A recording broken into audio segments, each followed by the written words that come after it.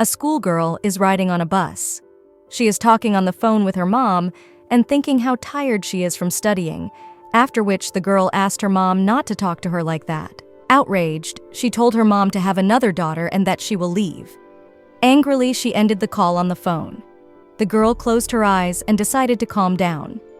Curled up in her thoughts, she looked out the window and began to ponder.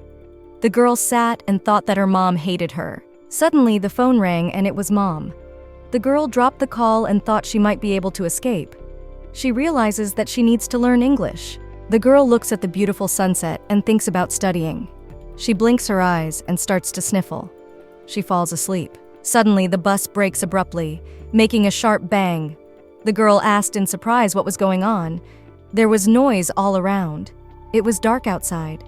The girl looked out the window and thought they were in a tunnel. The noise did not stop. A man stood in the middle and started shouting for everyone to leave quickly.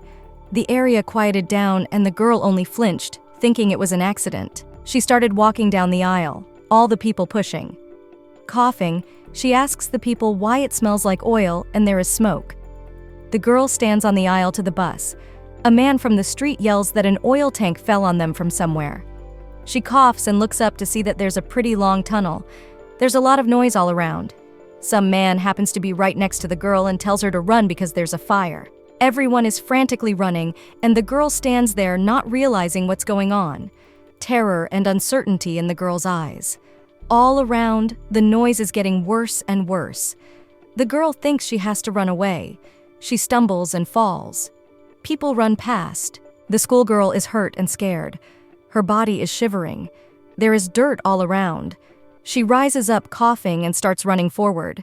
The girl stops and doesn't understand why no one is around. Someone suddenly shouted loudly and fell silent. The girl saw a body, thinking it was a dead body. A shiver came over her.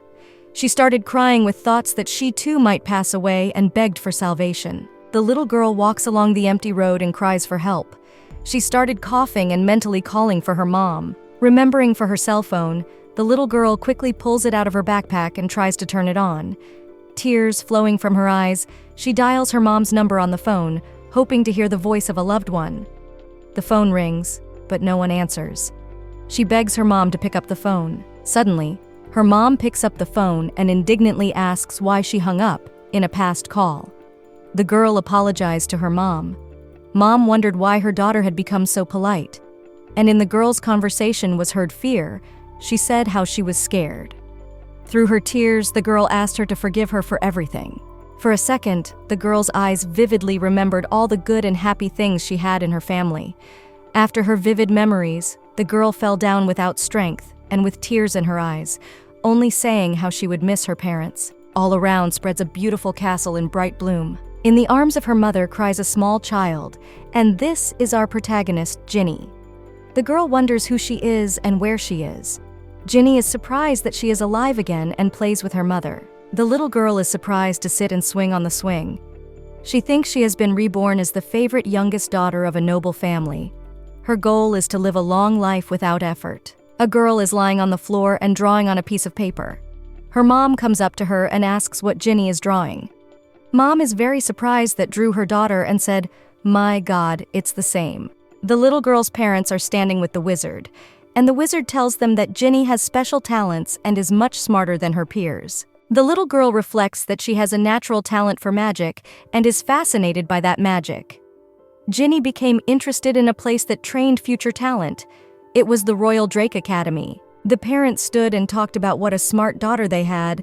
The daughter said she was already enrolled in the academy. In the auditorium, everyone is sitting and listening to stories about magic. Ginny sits there bored. She thinks that magic is not interesting at all. However, Ginny remembers that she, a cute 7-year-old, is actually a teenager who has done 9 grades at a South Korean school for the gifted. She looks at the book and thinks that even in a fantasy world, she has a lot of studying to do. Ginny follows a rigid study plan and thinks although she has been accepted into the academy, her plans haven't changed. The girl says that she doesn't want to be a wizard and will live her life the way she wants. The wizards try to convince Ginny that she has talent, but the girl says that it is useless to try to convince her. As Ginny fell asleep in the library, she heard someone calling her. Looking at Ginny sleeping, the girl told her to get up and asked why she was sleeping in the library. This character's name is Mia. Mia and Ginny are pretty close friends. Ginny asked her to forgive her and asked if Mia was in the section on alchemy. In response, Mia asked if Ginny would be reading today. She replied that she wouldn't and said that the library had a soft couch that was comfortable to sleep on. The girl said that when they're together, people say they look like sisters, but they're actually quite different. Mia said that she reads books even in her sleep because it is very interesting and thought that Ginny should read this book. Ginny picked up a book about alchemy and started reading it. It was 3,754 pages long. Mia asks her friend to do alchemy together and says that Ginny is good at everything. She can definitely do alchemy. Ginny says she'll abstain. And she said that in the specialization she dreams of, she doesn't have to memorize formulas or strain herself physically. It won't be dangerous and will bring in a lot of money. To these words, Mia replied that she wanted such a profession too, to which Ginny smilingly said that such a profession was in her dreams. Mia asked if she would sleep again and starts waking her friend up again. A book falls on Ginny's head. She asks Mia in surprise if she knows what the word on the book means. Mia says this is the first time she has seen the word. Ginny sees that the book is small and decides to read it for a while. It said that a contract can only be made with one soul, also that only a select few can control it. The girl thinks about what this book is about and tells herself that it's not runes or an ancient language, but just a bunch of crooked pictures. Her head is very focused right now. Suddenly, the librarian comes up and says it's a book about spirits, and told Ginny that this book tells how to make a contract with a spirit, but the content in it is not very high quality. Mia, surprised, asked her friend if the book was about spirits. The librarian went on to say that the book was about the spirits that created the world, the spirit of water and the spirit of earth. She asked the girls if they knew who the summoners were. Mia shouted that she remembered and said that if you make a contract with the spirit conjures instead. Ginny wondered, asking if she didn't have to do anything herself. The librarian began to tell her again that summoners were people who dealt with spirits, and that on the whole continent they could be counted on the fingers of one hand. The protagonist, Ginny, was glad she'd found a way to get everything on a silver platter, and cried out to borrow the book. Beautiful columns line this place. An old friend and former mentor is asked to look up. I believe it was the dean of Drake Academy. The wizard asks the dean to consider opening a new area of study, a faculty of summoners. Dimitri is the southern land of knights. Sometimes the presence of a certain number of wizards can determine the outcome of an entire war. Dimitri has no shortage of elite knights. Then things are quite different with magical power. The wizard and the dean are talking. The wizard tells the dean to keep it straight. The dean said he knows that the wizard always thinks straight and would not get vain suggestions from him. But even if such a field were created, it would be hard to find a summoning professor to train young students. The wizard said that he knew that, and that's why he would like to invite a middle-class summoner as a professor. The dean remembered that earlier, the wizard had made a request asking to send someone like that to the academy, and he said that to establish a class for the sake of one student is. The wizard said that he actually asked for an audience to discuss this student. Ginny Crevel is a very smart and special child. Even adults can't compare to her in intelligence. Upon hearing this conversation, Ginny apologized and said that she is just a child who doesn't feel like doing anything at all. The wizard said that recently this girl came to him to talk. She asked him to wean her off conscription or she would drop out of school. The dean said that was brave of her. The wizard said that summoners are just as good as wizards. There are even records that say that depending on talent, they can do magic more powerful than mages. The reason why there are so few summoners, however, is that the conditions for becoming one are much more difficult. If the number of people with abilities suitable for a knight is 1,000, and the ability required for a wizard is 50, the number of those with the talent of summoning is barely 5. The wizard said that Ginny Crowell surpasses everyone with her abilities, and that even the royal summoner said that she is a genius. The wizard asked the dean to understand his forgiveness, and said that it may be a little girl's request, but he was actually anxious to see not only her future, but the future of the entire country. The dean agreed, and he asked what it would take to create a class for summoners. The mage walked out, and Ginny realized that he did go to the dean to talk about it. Ginny can't believe that they really did create a whole class for summoners just for her. She irritably thinks that this isn't what she wanted, but in his just to leave the school. But the wizard is very happy, and he tells Ginny that she will be the first summoner trained here. Suddenly, the girl hears the sound of footsteps. She looks straight down the hallway and there is a man walking there. The wizard told Ginny that this is her teacher from today, and his name is Il Ronan. He is the head of the summoners of the kingdom. And the wizard asked to greet the teacher with all respect. Ginny thought to herself what a pure energy field he had. She said that her name was Ginny Crowell, and that she was a student of the general class of Dreek Academy, and Ginny bowed respectfully to the teacher. The teacher responded by saying that he had heard a lot about Miss Ginny, and that he was looking forward to lessons with her.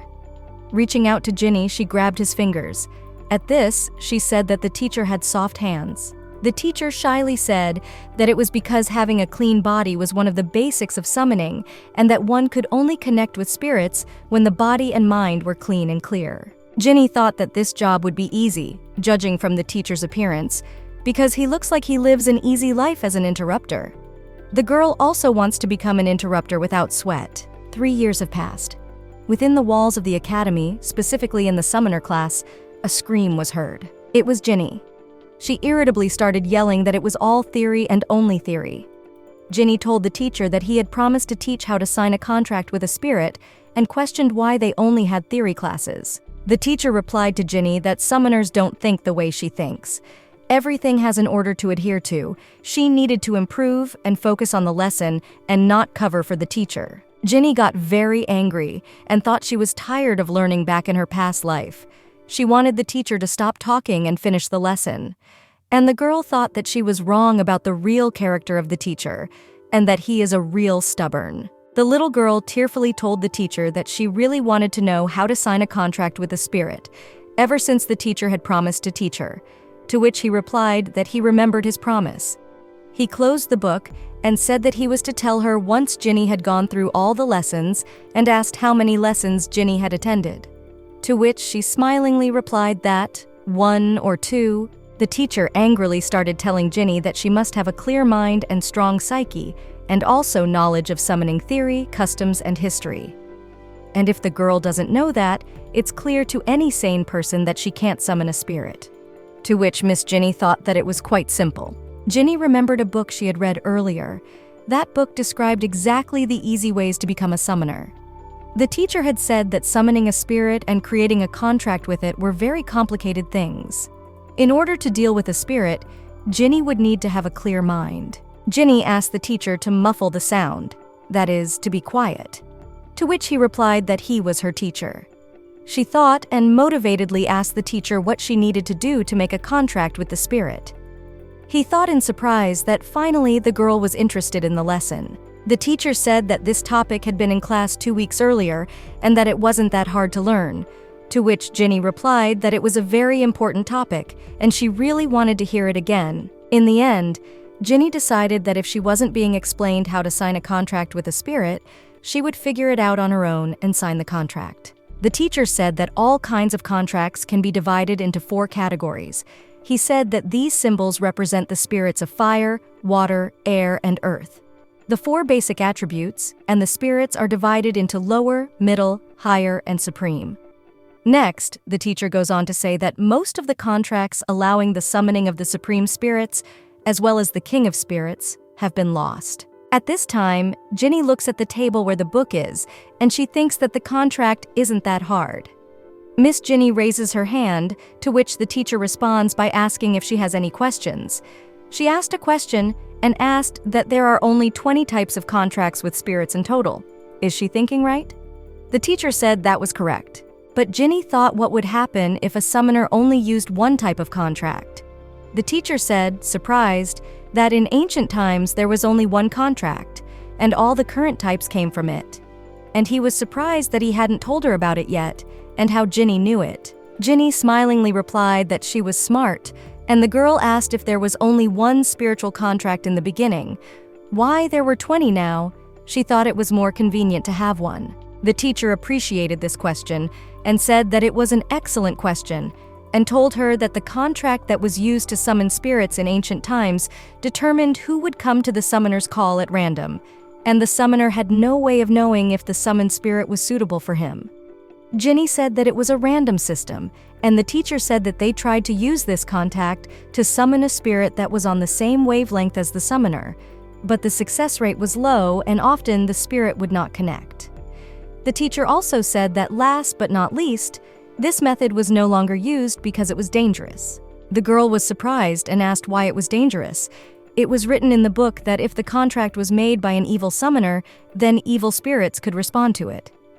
There was even a case where an invoker with a black heart tried to make an invocation, and his call was answered by a spirit that was known as a curse spirit, who committed atrocities in exchange for the invoker's mana. And the teacher also said that the spirit of the curse was the spawn of the purest darkness, and the contractor must pay for the fulfillment of the contract with his life. The summoner he mentioned died a year later. Ginny said in surprise that she thought there were only 4 elements. They were fire, water, air, and earth. On the other side exists spirits with immense power. The teacher said that they say that the spirit of death and the king of spirits are beings close to divine.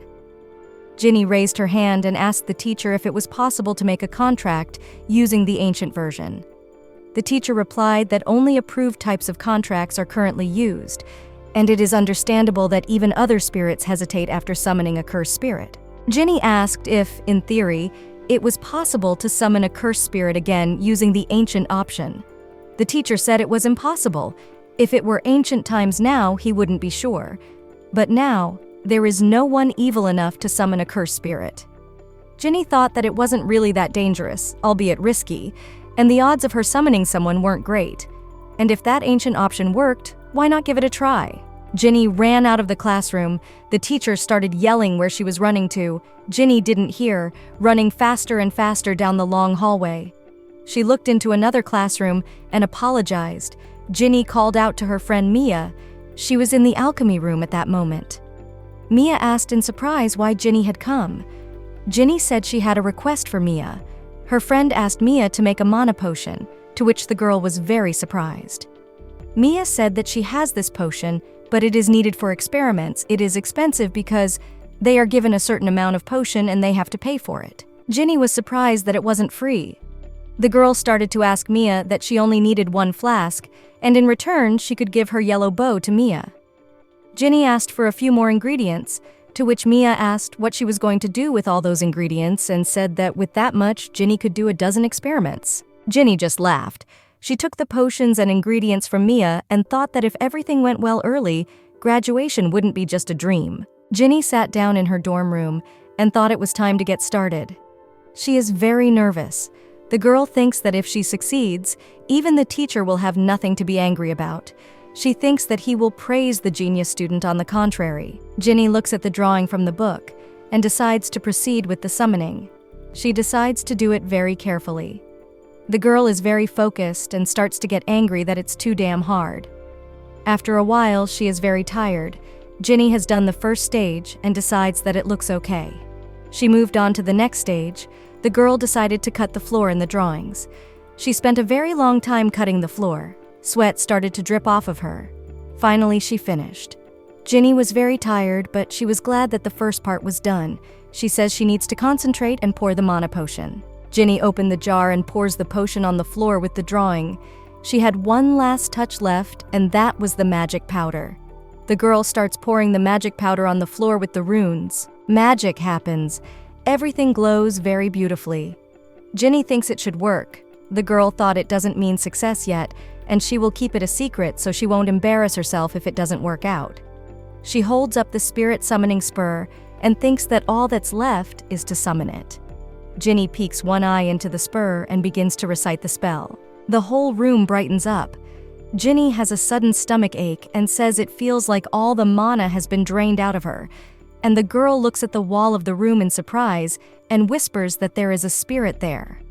Spirits are very demanding creatures. They won't listen to the orders of a weakling like Ginny. Not only is friendliness important, but mental toughness is also important, which is why summoners usually sign their first contracts after they turn 20. Ginny thought she could do it. She was overconfident in herself. She thinks that this method of summoning is too ancient, and it probably doesn't work anymore. The girl stands in the room and looks at the light bulb. She thinks the bulb is too dim and the spirit is still there. Ginny starts calling out to the spirit. The girl asks if he is here. She starts yelling for the spirit to make a contract with her. She will try very hard. The spirit answers and asks for her to give her name. Ginny was pleased that she did well. The girl is surprised that spirits don't have a name of their own and calls out an obscure name. The spirit replies that only light spirits have a name. The girl fearfully asks if he is a dark spirit. The spirit answers that he is not, and he cannot be classified as either dark or light. There are no spirits like him in this world. Ginny asks what he is, and she needs to know who she is going to make a contract with. At this time, a magical light shrouds the room. The spirit says, since she insists, he will answer that he is a spirit without attribute, and in the language of wizards, he may be called a metal spirit. Ginny asks him if she gives him a name. Will he use it? The spirit replies that yes, that way it will mark its presence and it will confirm their contract. Ginny asks the spirit if he is not dangerous. The spirit replies that he was summoned by this girl. She is not dangerous, so he is not dangerous. Ginny agrees and says that the spirit's name will be Lai. The spirit replied that was fine and he would be with her always. Ginny wondered if that was the name of her puppy in her past life. The spirit asked what the girl's name was. She said she was Jenny Crowell. The spirit said, Jean, and she said it wasn't Jean, it was Ginny. The girl is angry that the spirit is twisting her name. The spirit said that from this day forward, it would be with Ginny for the rest of her life. The room became very bright. Someone starts making noise in Ginny's room. She opens her eyes and realizes it is a spirit. Ginny realizes it is not a dream. The spirit says he is in the doorknob. The girl asks him why he didn't go back to the spirit world. The spirit tells her that he may not go back there because he likes it here. Ginny says she's a little stressed about it. The spirit starts to get annoyed with Ginny. Suddenly, they see someone at the door. The spirit says there is someone there who has lettuce-colored hair, smells like a summoner. It's probably a guy. Ginny looks through the door and sees it's the teacher. Ginny yells for the teacher to wait a minute. She walks out and opens the door right at the teacher. The teacher asks Ginny if she knows what time it is and why she isn't in class. Ginny says she overslept. She tells the teacher that she has something to tell him and marvels that she was able to make a contract with a spirit. The girl shows the teacher a candlestick from which the spirit greets the teacher. The teacher doesn't understand anything and asks what's wrong with the candlestick. Ginny says it is a metal spirit. The teacher laughs with Ginny and says there is no spirit in the world like the candlestick. Ginny gets angry and says that's true. Why can't he see it? The teacher laughs again and says that's not a bad idea for a story. Ginny gets really mad at this. The teacher tells her that for summoners, especially young ones, summoning an attribute spirit was considered something of a challenge. Everyone had tried to summon it at least once. However, for the past few thousand years, nothing had been heard of summoning it. The girl replied that the teacher was mistaken. The teacher said that he understood and decided that Ginny was ready to start practicing. Ginny asks in surprise if he is serious about showing her how to make a contract with a spirit. The teacher replies that contracts with spirits are not as easy as they seem. It may take several years before she succeeds in this matter. Ginny wonders if there have been cases where a contract was made on the first try. The teacher replies that there has never been such a case. If there was, the summoner would be considered a genius. Ginny wonders if she might be that genius summoner. Ginny and the teacher walk down the hallway. The girl is very happy that finally her first spirit contract is about to happen. The spirit Lai disturbs her. He asks what it is and asks Ginny to go somewhere. Ginny wants him to shut up. The teacher asks why Ginny is still holding the candlestick. She said it's her lucky charm. The teacher marvels that it's the candlestick from the dormitory, and Ginny keeps talking to the candlestick, meaning the spirit. She imagines that she will already be a sensation among the summoners, and that she will definitely be a subject of study. The spirit Lai asks if Ginny is hungry, and the girl is surprised by the question. The teacher says that they are on the spot and need to get permission to enter, so they need Ginny to wait a bit. Ginny agrees. She continues to talk to her candlestick further. Spirit Lai says that he and Ginny will conquer the world. Ginny replied that she didn't even want to hear about it and she wasn't going to conquer the world. The teacher came in and asked if Ginny was waiting. He said that getting permission took a while, to which the girl smiled and said that she wasn't. The teacher asked if this was the first time she was here. Ginny said it was her first time in the contract room. The teacher said Ginny can look. The teacher recalls that the sight of this room brings to mind his first attempt at a contract. Ginny asks the teacher if they can start contracting already. The teacher agrees and says that Ginny insisted on trying today, but she doesn't seem excited. Ginny thinks she wants to be recognized as a spellcaster as soon as possible and be free. The teacher said that he told her that no one has ever been able to get a contract on the first try yet, so Ginny shouldn't get her hopes up. Ginny asked if the teacher remembered her motto in life, and it was that if she didn't want to do something, she didn't do it. The teacher asked if the girl had thought about which spirit she wanted to contract with. Ginny stood pensively. The teacher said that if she hadn't, then let her choose what she liked. Ginny decided that in that case, good old-fashioned random would do. The teacher said to close her eyes and listen to her soul, and asked Ginny what her soul was telling her. Ginny heard the voice of Lai's spirit from the candlestick. The teacher warily asks if she can't choose a spirit and suggests a fire spirit to the girl. He says they are the most numerous. Besides, they have the most powerful attacks among the 4 elements. The teacher said that Ginny's character should suit it. But Ginny shouted that she did not like fire. The girl thinks that she is strongly against the contract with the spirit of fire, because in her past life she was burned in the fire. Then the teacher offered her an air spirit, and said that in that element he could train her too, to which Ginny replied that the teacher had said that air spirits were difficult to handle. Ginny spoke to the candlestick again, and shrieked to the teacher that she had made up her mind, and she would contract a water spirit. The teacher said well, and that this was the room for contracts with the lower water spirits. He wanted to know why the girl had chosen a water spirit. Ginny replied that water has the power to extinguish flames. The teacher laughed and said that this was true, and that the water spirit was much more docile and therefore easier to control. He also said that unlike other spirits, it is not suitable for attacks, but this disadvantage is compensated for by its superior defense. And another advantage is the healing magic available at medium level. The teacher asked the girl if she knew that water is called the source of life, but said that summoning is a bit more complicated as far as he knows. The teacher looks at Ginny and said that she looks very confident, and says not to get upset if it doesn't work out, and that you can look at this time as practice. Ginny asks why the teacher is unequivocally sure that she will fail. The teacher replies that she isn't, and anyway, practice is practice, and all you have to do is stand up and recite the summoning spell. Ginny and the teacher stand in the summoning room. The teacher whispers for her to let the mana out of her hands, and if the fairy pollen glows, to channel it into the magic circle. Ginny and the teacher try the magic, and a miracle happens. Everything starts to glow. The teacher is surprised and says that it is impossible. Ginny seems to have succeeded. The little girl stands mesmerized and asks the teacher if spirits are always this cute. The teacher says no, and there is no point in looking at it. The spirit looks at Ginny and says hi to her. The girl says her name is Ginny. The girl touches the spirit and asks it if it will make a contract with her. The spirit flies around very nicely. Ginny marvels at how cute it is. The spirit flies to Ginny and says he is very happy to meet her. At some point, the spirit just disappears. From the end of the room is a candlestick in which the past spirit that Ginny summoned says that's the way it should be, and not to let that spirit come back again. Ginny asked what he had against Undine's spirit. The spirit of Lai said that Ginny wasn't that friendly with him. The girl said he wasn't nice compared to her. The teacher came up and said admiringly that Miss Ginny is gorgeous and he has only heard about her abilities. Well, what is it he can't believe his eyes? Ginny asks the teacher who was talking about her. The teacher replies that it's a very long story.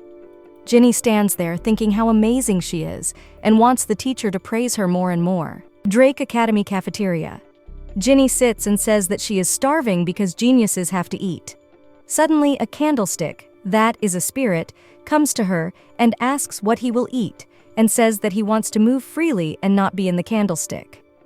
Ginny replies that she doesn't really like carrying around a candlestick either. The spirit says he would be fine with a dog or a cat. Ginny asked in surprise what he was talking about. The candlestick maker said that he said he needed a body after getting the medal. Ginny paid no attention to this and continued to eat further. The candlestick spirit said that when the metal melted, Ginny should melt the corpse of an animal whose form the spirit would take. Ginny choked on her food and wondered why an animal corpse was really necessary. The candlestick maker replied that it was so he could take the form of the animal. Ginny indignantly said that she wasn't a witch, and where would she even get a corpse? The candlestick began to plead with her, and the girl remembered that in the chemistry room there are mice for dissection, to which the spirit replied that this would not do. With such a body, he would not be an attractive cutie. Ginny sees teachers starting to approach her. Lots of teachers. Ginny sits and thinks why they are approaching and what is going on. Maybe it's because she never returned the Greek artifact, or the secret storing of the elixir, or taking an ancient manuscript out of the library. They walked over and started asking for her to summon a spirit. The little girl smiled and told them to watch, and thought they had all come to see her Undine because she was very cute. Ginny called her over and asked her to pour a glass of some water. Undine did, and everyone was just delighted. The professors marveled at how pretty she was and what she could do. Ginny said that Undine was the cutest creature in the world, and however, it was her first spirit. Ginny's teacher stood behind her and called out to Miss. He told her that if she was done with her food, he had a little talk to her. Ginny was puzzled as to what this conversation was. She was walking down the hallway and thought it was going to be an audience with the king because of the spirit contract. The teacher asks if the girl is familiar with court etiquette. Ginny starts to get restless, thinking that she should pull herself together and calmly remember all the unacceptable actions towards the king. While she was thinking, the candlestick maker said that he hadn't been here in a while. Ginny was surprised and asked why he had been here before. The candlestick maker replied that it had been a long time since he had eaten the crown and thought that people were thieves and doing mayhem. Ginny said he shouldn't eat anything here. The teacher and wizard look at the girl and ask her to be quiet. Ginny says she is perfectly calm, but this is very sudden and she is nervous. The wizard says she shouldn't worry and they came to receive praise from His Majesty. The wizard says the king spoke very well after hearing what happened. No one has ever been able to summon a spirit at such a young age. The beautiful pillars spread out on the green grass. They're here now. Ginny wonders why there are so many guards for the tea party, and Ginny is still worried. The teacher told Ginny to greet His Majesty. A very handsome man stood in front of Ginny. It was the king. Ginny looks mesmerized and silent. She is glowing with happiness. The king first said that he believes this is Ginny Crowell, and he has heard a lot about her talents. He also said that he hasn't met such a young subject in a long time, and he is glad to meet her. The king touched the girl on the head. Ginny is silent, and thinks what a strong and noble man, and that this gentleman is her king. Ginny's eyes light up. She is embarrassed, and thinks that she can't just stand in front of the king. She has to greet him, and finally she says she is greeting the king and falls down. Everyone looks at the girl, and she coughed and stood up. The king just laughed, and everyone started laughing. Even the candlestick spirit started laughing. The girl told the candlestick spirit to stop laughing, and from this day forward he will live in the body of a mouse. The candlestick spirit said that wasn't fair, and that he wasn't laughing. Everyone around keeps laughing, and Ginny starts crying and thinks she wants to go home. The wizard said that this is the girl's first time in a place like this, and she seems very nervous, and asked that the king get into her situation. The king said that it is common for young children to make mistakes. The wizard once again asked for Ginny to greet the king. Ginny finally made up her mind and said that she was the fourth child and the first daughter of the Crowell family, Ginny Crowell. The girl told the king that it was an honor to meet him. The king told Ginny to sit as she pleased and asked his assistant to move a chair for the young lady. Ginny said that this was her first tea party as she was still a child. The king was surprised that it was her first tea party and then remembered that she was only 10 years old. Ginny said that she entered the academy very early and didn't have the opportunity to attend. The girl thanked the king for the invitation. The king asked Ginny if she was happy with her studies and wanted Ginny to tell him if she liked her studies. Ginny said everything was perfect and there was nothing to complain about. The king said that people are the main value of the country and the future depends on them, and if the current children are like Ginny, he is calm for the future of the country. With the apparent shortage of wizards, it is very important to support young talent. Certainly this applies to the summoners as well. The king decided to reward the young summoner and asked what she wanted. Ginny thought her only wish was to leave the academy, but she would not say that. The king suggested to her that she could ask for her father to be elevated to Viscount. Ginny was very surprised. Ginny thanked the king for his generous offer, but her skills were not high enough yet, so she could not accept such a high reward. The king insisted that Ginny should ask for the reward. Ginny said that since she is the only student in the summoning department, she gets lonely, and if the king would allow it, she would like to get a pet. The king asked his aide if there was a ban on animals at the academy. The aide replied that it was. But the king said he would make an exception for Ginny Crovel. Ginny was overjoyed. Suddenly, everyone started to panic. They looked at the floor and there was a snake. Ginny thought about it and realized that this snake could fit her perfectly. She asked to take this snake away, but the knights wouldn't let her. Ginny went to the king and said that this poor creature didn't realize what it was doing and asked again for permission to take it back. The king agreed and said to give her the snake.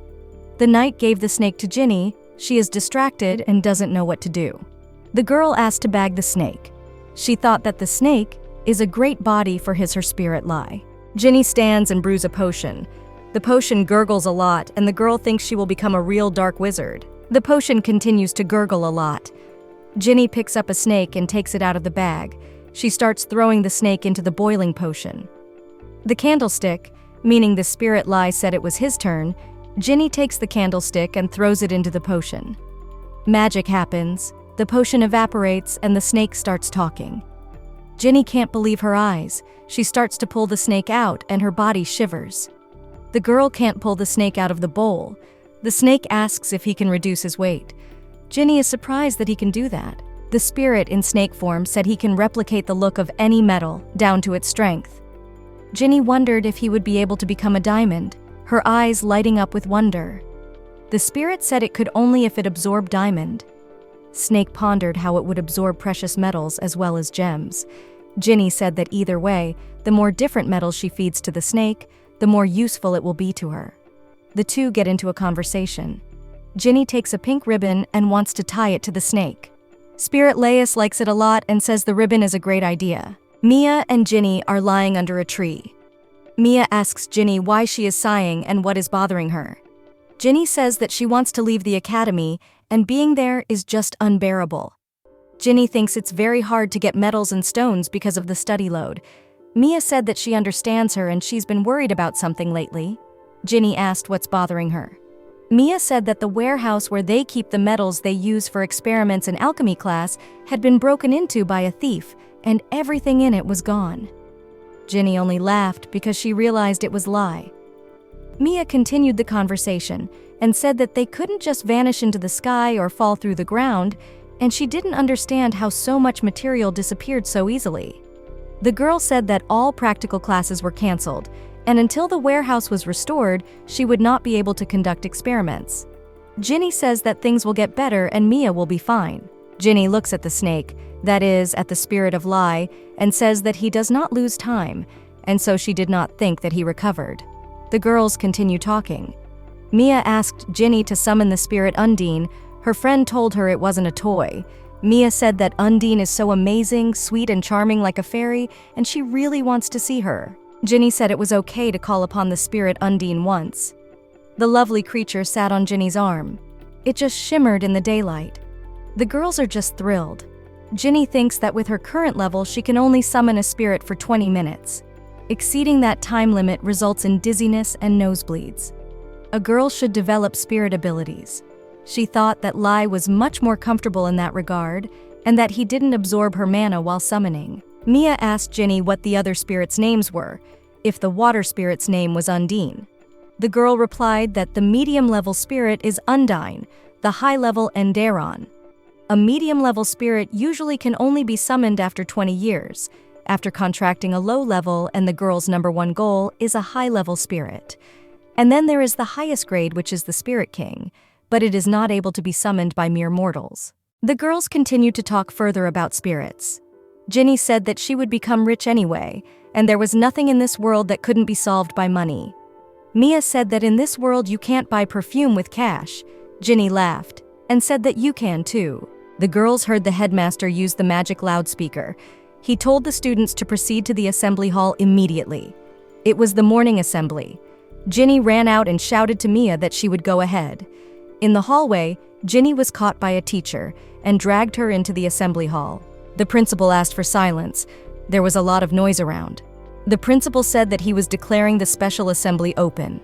He told her that the Winkin Festival, held every 10 years, was starting in a month. Ginny listens and thinks she wants to sleep. The headmaster continues to talk about the festival. He tells her that the Winkin Festival is held by the Elan Empire. 5 allied nations gather for this event, hosted by the Elan Empire at the Vianshid Academy. Each nation's Royal Academy selects their most talented students to showcase their skills. There is silence around. Only the girls are whispering. They say it's more of a show-off for the Empire than a friendly festival. The principal says not to be upset if they are not chosen this time and to keep working hard. Drake Academy will name 20 students to represent them at the festival. The principal looks at the sheet and says that the chosen students must try their best not to tarnish the honor of the country. The principal stands and winks one eye at Ginny. A chill runs down Ginny's body. She doesn't realize what that wink was. Mia starts calling out to Ginny admiringly and tells her that her name has been called. Ginny just coldly congratulates Mia. The girls start whispering. The tournament during the festival, it's a great opportunity for Ginny to be recognized by everyone. It's the highest honor to be famous there. Ginny thinks that basically the whole honor is to protect the inflated ego of the Empire. This festival will include all of the most gifted. Mia asks Ginny if she's heard of Robin Padry, and she says that he'll also be participating there, so the entire fencing department is standing by. Sir Padry is a recognized genius in the Elan Empire. This is a once-in-a-lifetime chance to duel, and defeating him would instantly make anyone the best swordsman on the continent. The girls heard that the participants from the magic department will now be named. The principal calls the contestants. The first contestant from the magic department is Bright Kanan, the second is Coca Estello, the third is Efri Sanero, also Peter. Ginny was surprised that his name was Peter, and thought that it looks like there is a commoner among the mages. Finally, at last, they heard the summoner's branch. The first name immediately called out was Ginny Crowell. Ginny is shocked. She asks maybe the headmaster got it wrong and it should be someone else. The girls are happy to be on the team representing Dimitri. Ginny sees the teacher and asks if she is sure she is on the quiz. The teacher says that Miss Ginny is definitely in the battle tournament and tells her to make everyone there. Ginny really wonders how she is going to fight the cute Undine. Ginny is riding in a carriage with horses and reading a book. She reads that water breathing is the magic that allows you to breathe underwater. Purification, it's magic for cleansing polluted water. Aquaball is the magic of attacking a target with a low-pressure ball of water. Water walking is the ability to walk on water. The girl is in shock, and she doesn't know what to do. Low-level water spirits have only 6 spells, and only one of them is an attack spell. Ginny arrives at Mia's house. She goes into their room and sees Mia lying down. Mia tells Ginny that she seems overworked. Ginny drives on and reflects that she is very sleepy and hungry. They are halfway down the road to the Empire. The road from Dimitri to the Empire takes 3 months by carriage, and thanks to the teleport, the road will only take a month. But the road to the teleporter takes 20 days, and it is in the capital of Balin.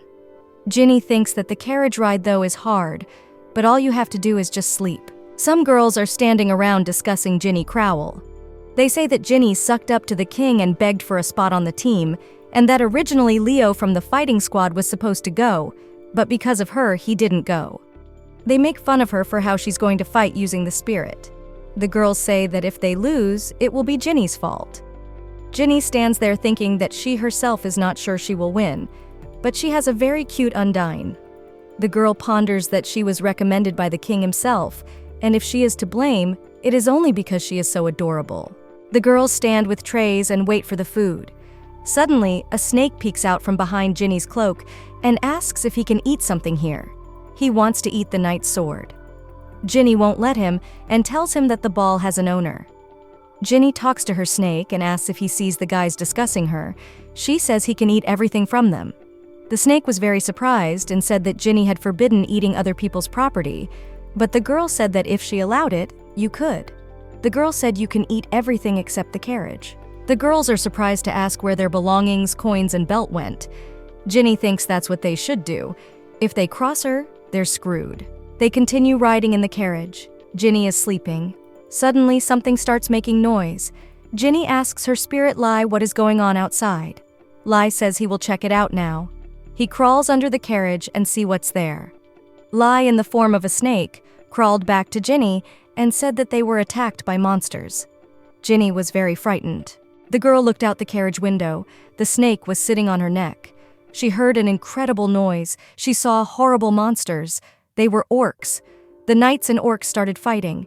Ginny and the serpent are sitting in the carriage, and suddenly the serpent saw the sword. He wanted to eat it again. They saw that the owner of the sword might die soon, so the girl let the snake take the sword. She decided to get out of the carriage and thought it was a great chance to try out attack magic. She had been wanting to try it for a long time. The girl let her snake eat 1% of the sword so it wouldn't show at all. Ginny got off the carriage and walked straight while the snake went to eat the sword. There was blood all around and it was dark. Ginny decided to summon an Undine to give her some light. She walked and found a knight and an orc. The girl asked Undine to hit the aqua ball. Magic happens. Undine starts to curl up into a ball, and cute Undine starts hitting the orc with the aqua ball. He got very angry and made very scary noises. Jenny saw that the orc wasn't hurt at all, just angry. Suddenly, Undine spoke to the girl. She was shocked because Undine couldn't speak before. The spirit Undine said that she loved the genie very much, and they started hugging. Ginny thought that spirits take 1 or 2 years to start talking, and Undine already spoke. She is definitely a genius. Ginny doesn't care that she isn't very strong. She wants Undine to be healthy and happy. The knight speaks to Ginny and says it's dangerous here. Tell her to hurry back to the carriage. Ginny looks, and it seems to her that everything has quieted down. She asks the knight if everything is over. The knight says that Ginny should not be here. The girl shows the knight what her Undine can do. They stand, and a snake crawls up the knight's leg. Ginny says that the knight doesn't need to be afraid because it is her pet. The knight marveled at how smart the snake was. The girl asked the knight if the sword was his, and said that she had ordered her pet to bring it. He asked why the girl was so kind to him. Ginny replied that she didn't need any reason to be nice. Ginny and the snake are talking. The knight says that the sword is a family heirloom that came to him and asks how he can thank Ginny. He wants to know the girl's name. Ginny just runs away. A beautiful place in lush bloom spread out. It was the outskirts of Balin. Ginny opens the doors and says they finally made it to the inn. The girl walks into the room and sees that it has 2 beds, but no one wants to live with her. Ginny was just glad that such a big room was just hers. A snake crawls up to Ginny and says that they will always be together. Ginny got very angry at her spirit because it tried to feel sorry for her and said she was shunned. Said she was about to teach the spirit, a lesson. Ginny is lying there bored. She can't sleep because she slept in the carriage. Ginny calls Lai to go for a walk. The girl is thinking of giving herself a tour of the city. A man suddenly appeared in the hallway and shouted loudly to Ginny and asked where she was going. It was the combat training teacher. Ginny said that she just wanted to go to the market for a walk. The teacher indignantly started asking who gave her permission and said she didn't realize how dangerous it was outside. He sent her to her room and told her to think about her behavior. Ginny thought that he probably didn't like her because of Leo. Some woman came up to the teacher and Ginny and asked if Mr. Donnell was sure of what she said, and said that as far as she knew, all the children were allowed to go out accompanied by knights. That was Miss Irito. The teacher asked if that was true. Miss Irito replied that it was. The martial arts students got excited and immediately ran away. Miss Irito continued talking and said Mr. Donnell must have had a hard time keeping track of so many kids. The teacher replied that it wasn't hard at all, and he had taught them well. Mr. Donnell, with a smirk, asked Ginny if she wanted to go for a walk. The girl thought that the teacher was only pretending to be nice because Miss Irito was around. Miss Irito said that she too was alone in the twin room and suggested that the girl come to her. Ginny asked if she would be lonely, if she could stop by Miss Irito's house, even at night. Miss Irito said with a smile on her face that of course she could come over. Miss Irito and Ginny hugged each other. Ginny came to the pub where many men and knights were sitting. She needed to find the captain of the knights. She thought she needed to find the most arrogant one. The girl walked a little further and saw a man reading a book. She walked up to him, and it seemed to be the captain.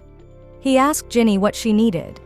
The girl replied that she wanted to go for a walk, and the teacher told her to talk to the captain as well. The captain asked what department she was from, and the girl said she was a conscript. The captain smiled and said that Ginny should pay attention to the two knights then, because he had heard that the summoners were pretty weak and couldn't take care of themselves. Ginny's eye twitched, and the captain told someone to call the guys. Ginny casually said that the captain was trash. He angrily asked what she said, and the captain said he was sure the girl had called him trash. Ginny smilingly interjected him. The captain said that Ginny had no respect for adults at all and had become very angry. The knights came to the captain. The captain said they were very slow. The knights introduced themselves. The first one said he was Hansen from the 5th Ward, and the second one, he was the pilot from the 5th Ward. Ginny looks at the knights thoughtfully. The captain said that if Ginny didn't like the fact that they were commoners, she could stay there and not go for a walk. Ginny just stood there, and the girl remembered that she had met these knights before.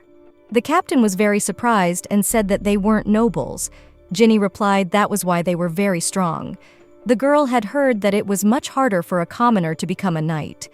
The captain and Ginny had a useless conversation, an argument about people of noble descent and a commoner. The girl asked her spirit lie to take away everything of value from the captain, and she ran out and ran forward. The knights ran after the girl. They stopped the girl. She asked if she could go alone. The knights panicked and said that if she goes unguarded, and this place is very dangerous, they can't leave Ginny alone. Ginny is getting a lot of stares from everyone. Ginny said that she knew that the upper classes treated commoners badly, but she didn't think they would shun even a child. The knights told Ginny that the place was far away from the capital and it was very dangerous there. Hansen said the pilot was right and added that there are a lot of thieves and homeless people and there could be a lot of criminals hanging around. Ginny is upset. She can't walk around in peace because the knights are following her around. Ginny decided to run away and the knights caught her right away.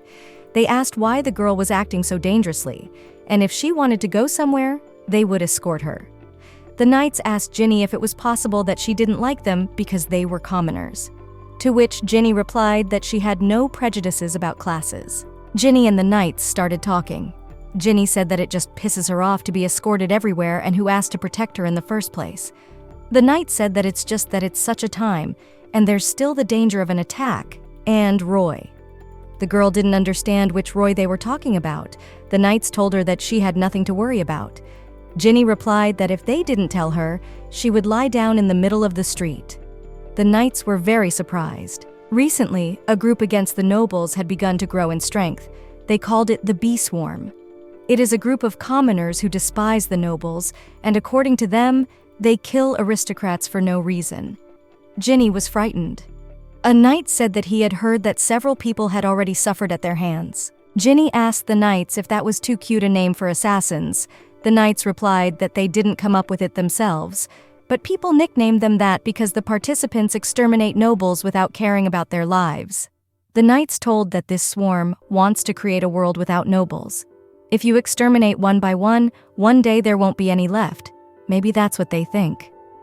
Ginny was surprised and said that she was sure that if the nobles disappeared, others would just take their place. The knights said that either way, they needed to be extra vigilant. Ginny excitedly visited the store, visited the armory, visited the library. Then she stopped and was frustrated that she couldn't find anything she really wanted to buy. The knights suggested that the girl walk around together. They came to a grocery store and there was some beautiful fruit. Ginny stood looking at it. The knights said that this fruit is called poria, and it is loved by the commoners. It's practically not sweet, but it's easy to grow and it's cheap, so you can get full of it.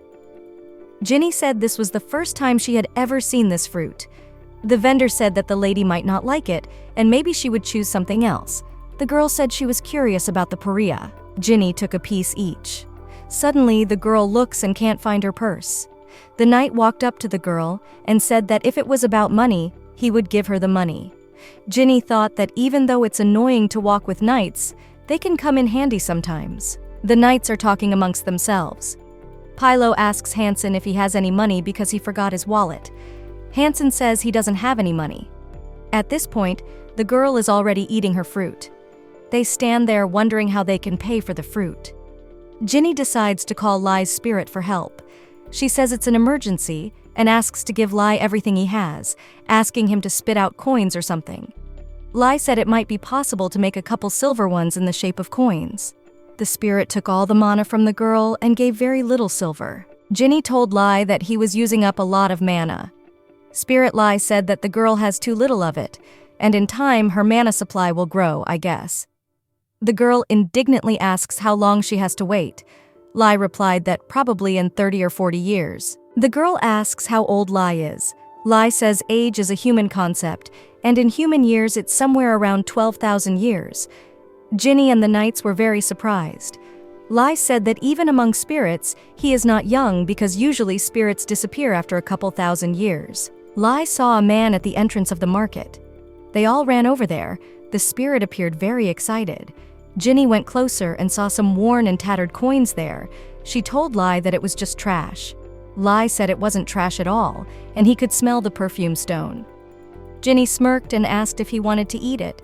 Lai said he was doing more than that. Ginny walked closer to the stones and picked up a yellow large stone. She asked Lai if there was any spirit inside the stone.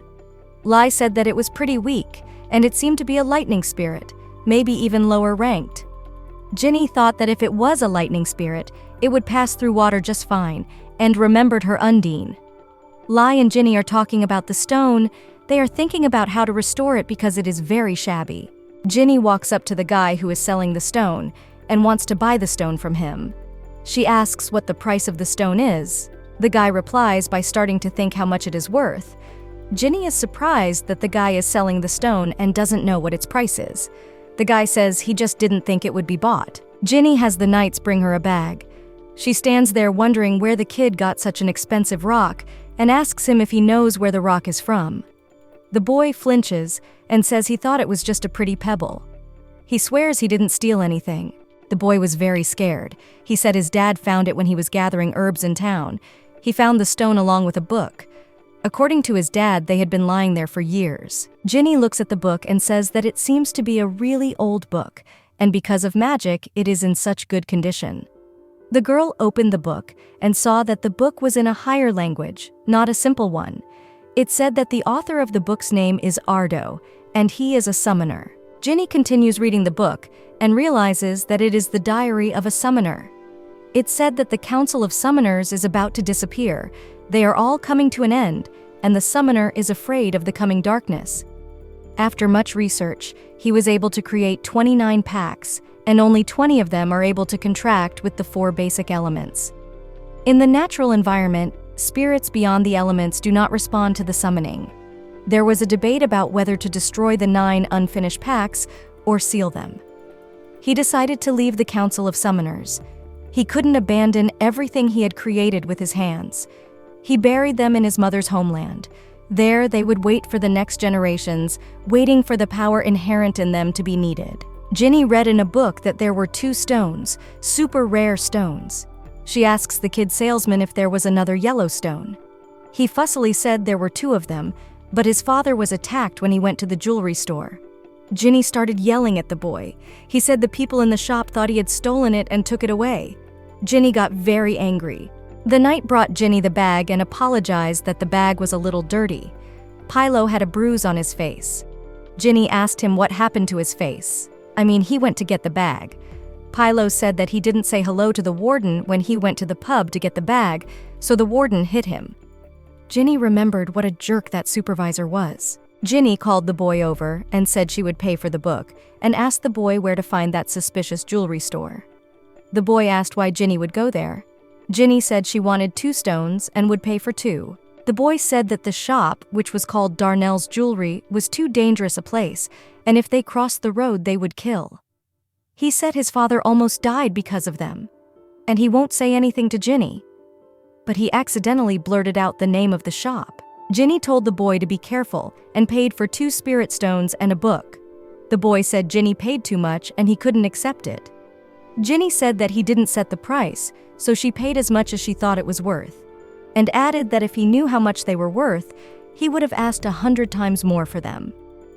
Ginny talked to the boy some more and went to find the shop. Ginny and the knights reached the shop. They were surprised at how big the jewelry shop was. Ginny asked Lai if the stone was here. Spirit Lai replied that the spirit was faint, but he could definitely feel it. The girl asked Lai if he knew what to do. Lai said to trust him. Ginny stands there thinking how good Lai is. The knights yelled to Ginny that her snake was running away. Ginny said it wasn't running away, it was just a girl asking him to get something. The knights started asking how snakes can be so smart. Ginny said she was too lazy to explain and for them to just forget. The knights agreed with the girl and asked what they should do now. Ginny said to just wait. Ginny stands there thinking that she will have as many as 4 spirits if she succeeds.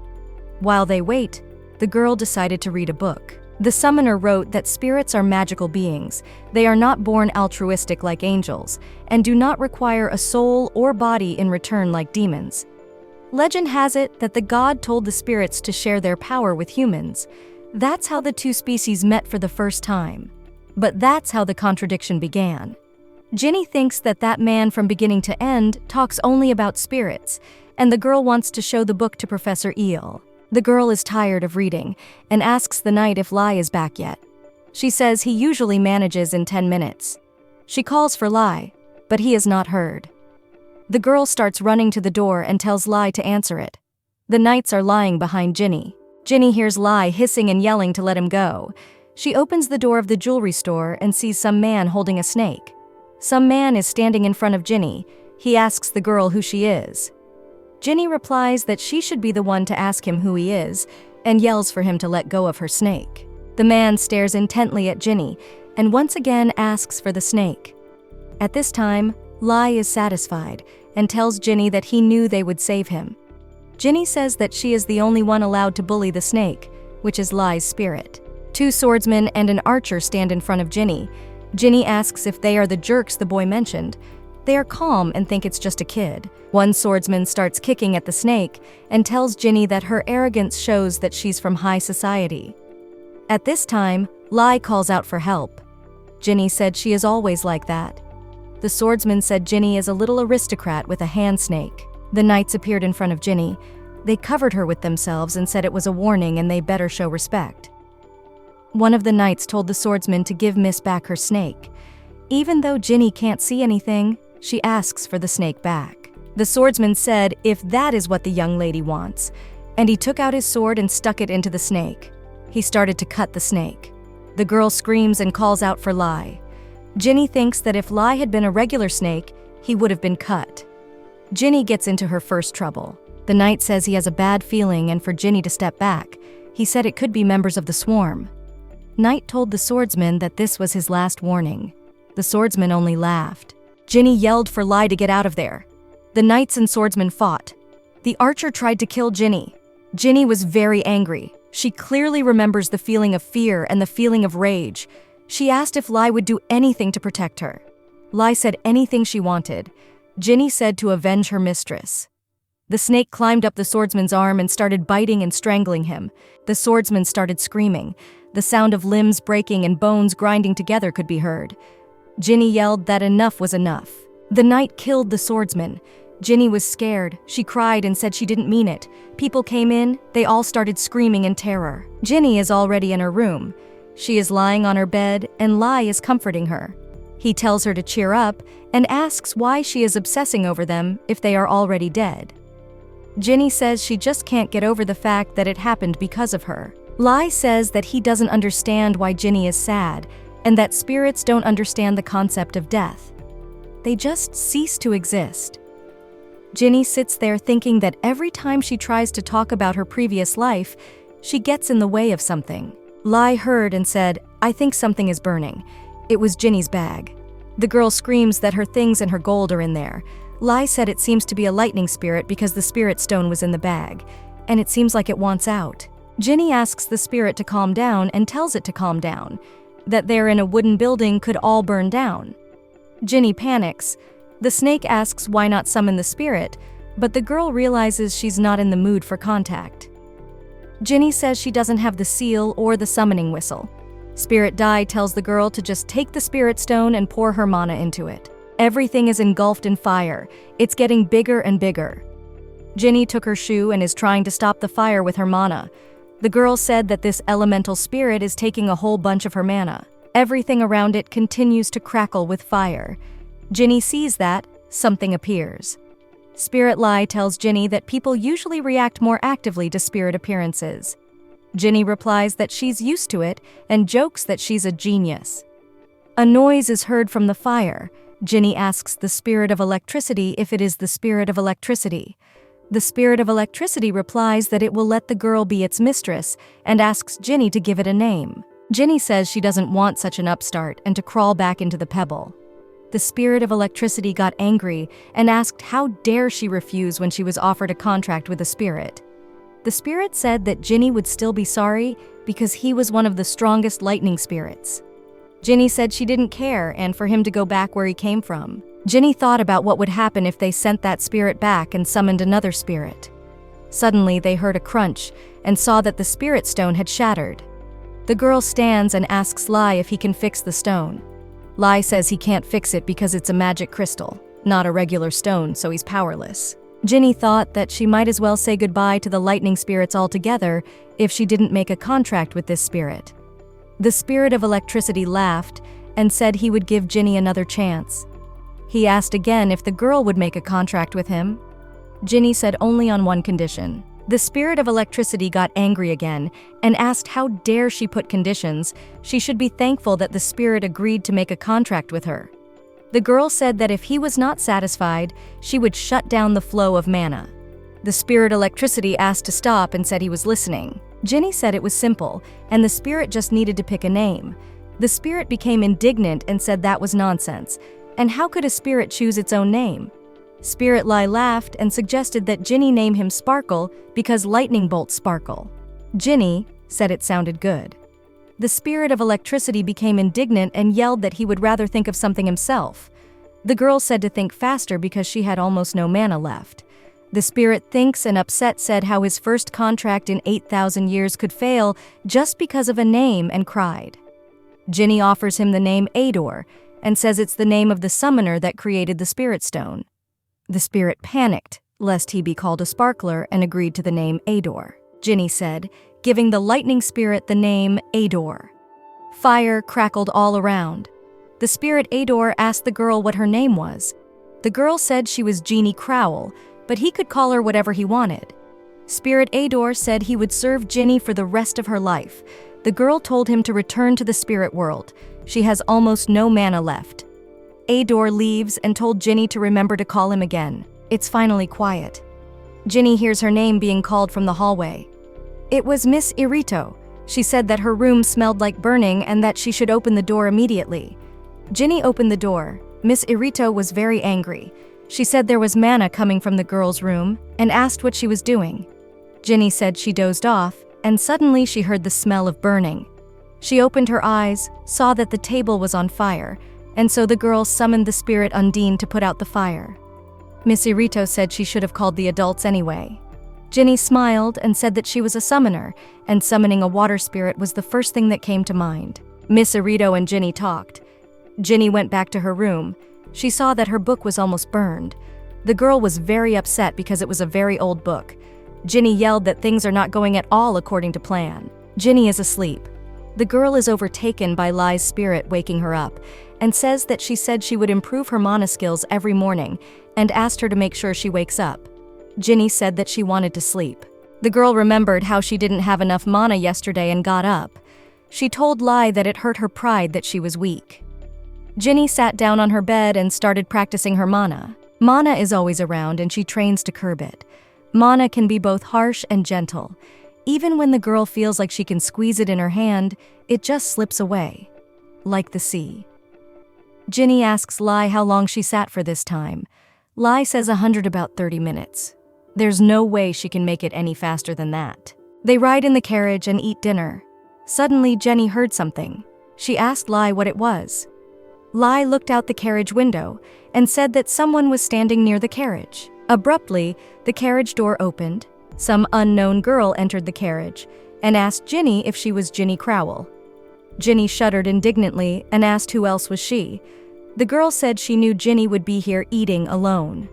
Ginny got angry and said she couldn't just take it and climb into her carriage. The girl handed Ginny a box. Ginny said she knew such a box. The unknown girl asked if Ginny liked sweets and added that there weren't very many in there, but let her accept the girl's gift. Ginny smiled and said that she could consider this carriage her own and feel at home in it. Ginny opens the box and sees that there is a whole box of chocolates in there. This is incredibly rare there. Ginny asks the girl what the gift is for and says that maybe her face is familiar. Maybe she's from the alchemy department, and asks if she's Mia's friend. She says no, but she came because she wanted to ask Ginny something. Ginny asks how she knows her name if they've never met before. The girl says her name is Iruza Peiro and asks if she's heard of Peiro because their family makes that chocolate. Ginny realized that this is the rival that her friend Mia is jealous of and asks what she wanted to know. The girl said she had a few questions and asked Ginny if she could ask them all. Ginny said that as long as there is chocolate here, she will answer all the questions. Iruza asked what would happen if she gave more boxes of candy. Ginny said that then you can ask whatever you want, as much as you want, and whenever you want, since she will become her friend. Iruza asked Ginny if she was really dating the bee swarm, and if they really wanted to kill them, and how she survived in the first place. Ginny asked if those were all the questions. Iruza said she also heard that the girl has a rather unusual snake. Could it be a Kimgan snake? Ginny said she doesn't know what kind of Kumgang it is, but Lai is pretty tough. The girl asked if it was Lai's name. Ginny didn't see Lai creep away and said that he was actually right there. The girl started telling Ginny that Kumgang snakes can only live in places with diamonds, since they are made up of them. Their bones are rumored to be as strong as dragon bones, and they live for several hundred years. All the books she has read say that Goimgang snakes are milky-colored, but Lai is black. Kimguan snakes are incredibly rare, so it's almost impossible to get a specimen. Ginny tries to interrupt the girl, but she continues on with her story.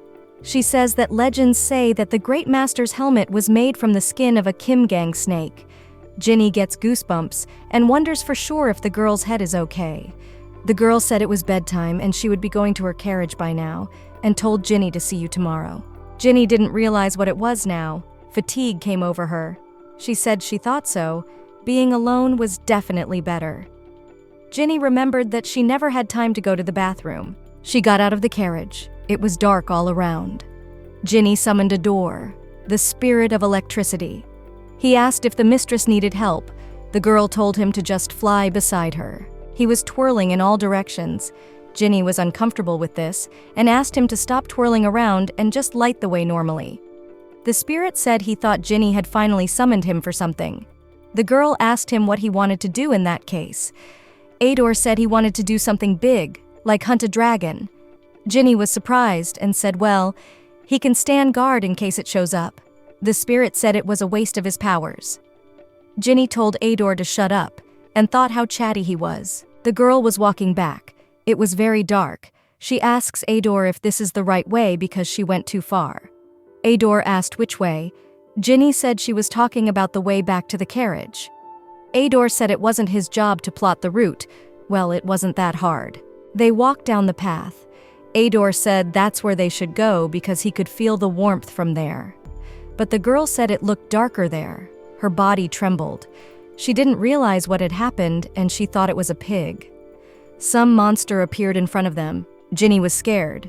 Ador said that's why he felt warm there. It was an orc. Ginny started to run away. The orc runs after the girl and yells that the man is delicious. Ginny yelled not to chase her and that she wasn't tasty at all. She asks the spirit of electricity to attack the orc and help her. The spirit asks Ginny how exactly he should attack the orc. Ginny runs with all her might and asks to shoot something at the orc. The spirit suggests shooting lightning, but says the mistress doesn't have enough mana.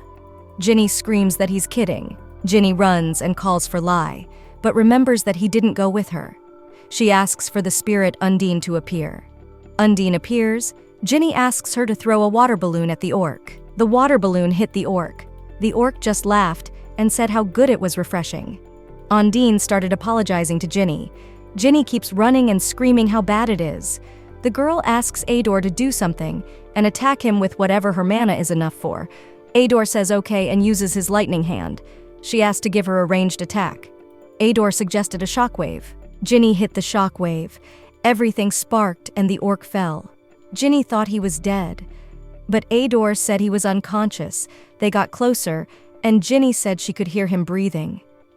It seemed that because he was soaking wet, the electricity worked much better. Ginny exhaled and thought she just wanted to go about her business. Ginny said that she wanted to cancel her contract with Ador. Ador said in surprise that it was impossible. Ginny said it was his fault she almost got killed, to which Ador replied that he was only doing what Ginny told him to do. Ginny got very angry and started yelling that they should break the contract. Undine calmed Ginny down. Ador said he had a weak mistress, to which Ginny got angry again. The orc woke up and started running at Ginny again. Ginny slipped and started to fall into the abyss. The girl was very scared and didn't want to die. She fell into the water. Ginny summoned Undine and called for water breath. Ginny and Undine are at the bottom of some lake. Ginny is glad they practiced water breathing. Undine asks if Ginny is okay. Ginny says yes. Ginny says she called off a door, but there is still very little mana left. They need to get out of there. The girl asks Undine if she can push the bubble to the surface. Undine said it would be difficult, but she would try. She succeeded. Ginny is already upstairs in the water bubble. Ginny started trying different spells. Now she needed a water walking spell. Undine performed the water walk.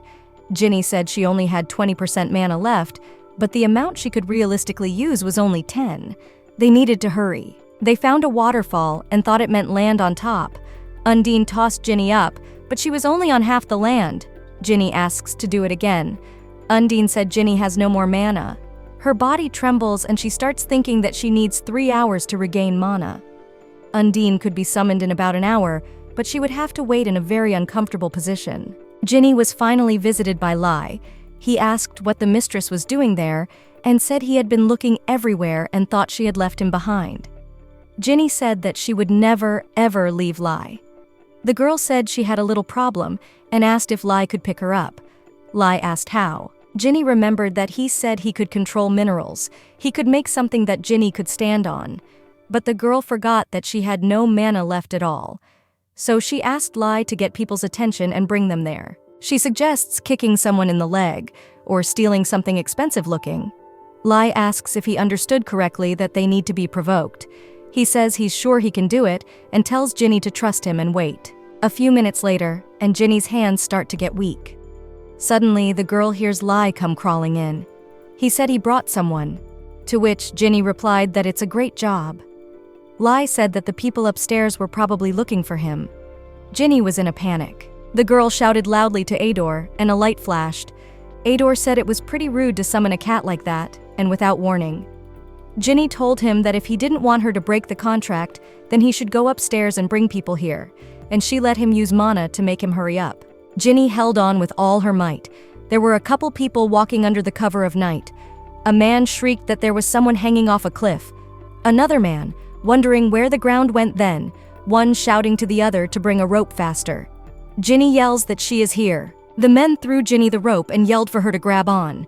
Ginny grabs the rope and they start pulling the girl. Finally, they pulled, shivers running through her body. The strangers saw that it was a baby. They asked if she was okay. The people saw that the girl was completely frozen. Ginny hugs her rescuer and says she thought she was going to die.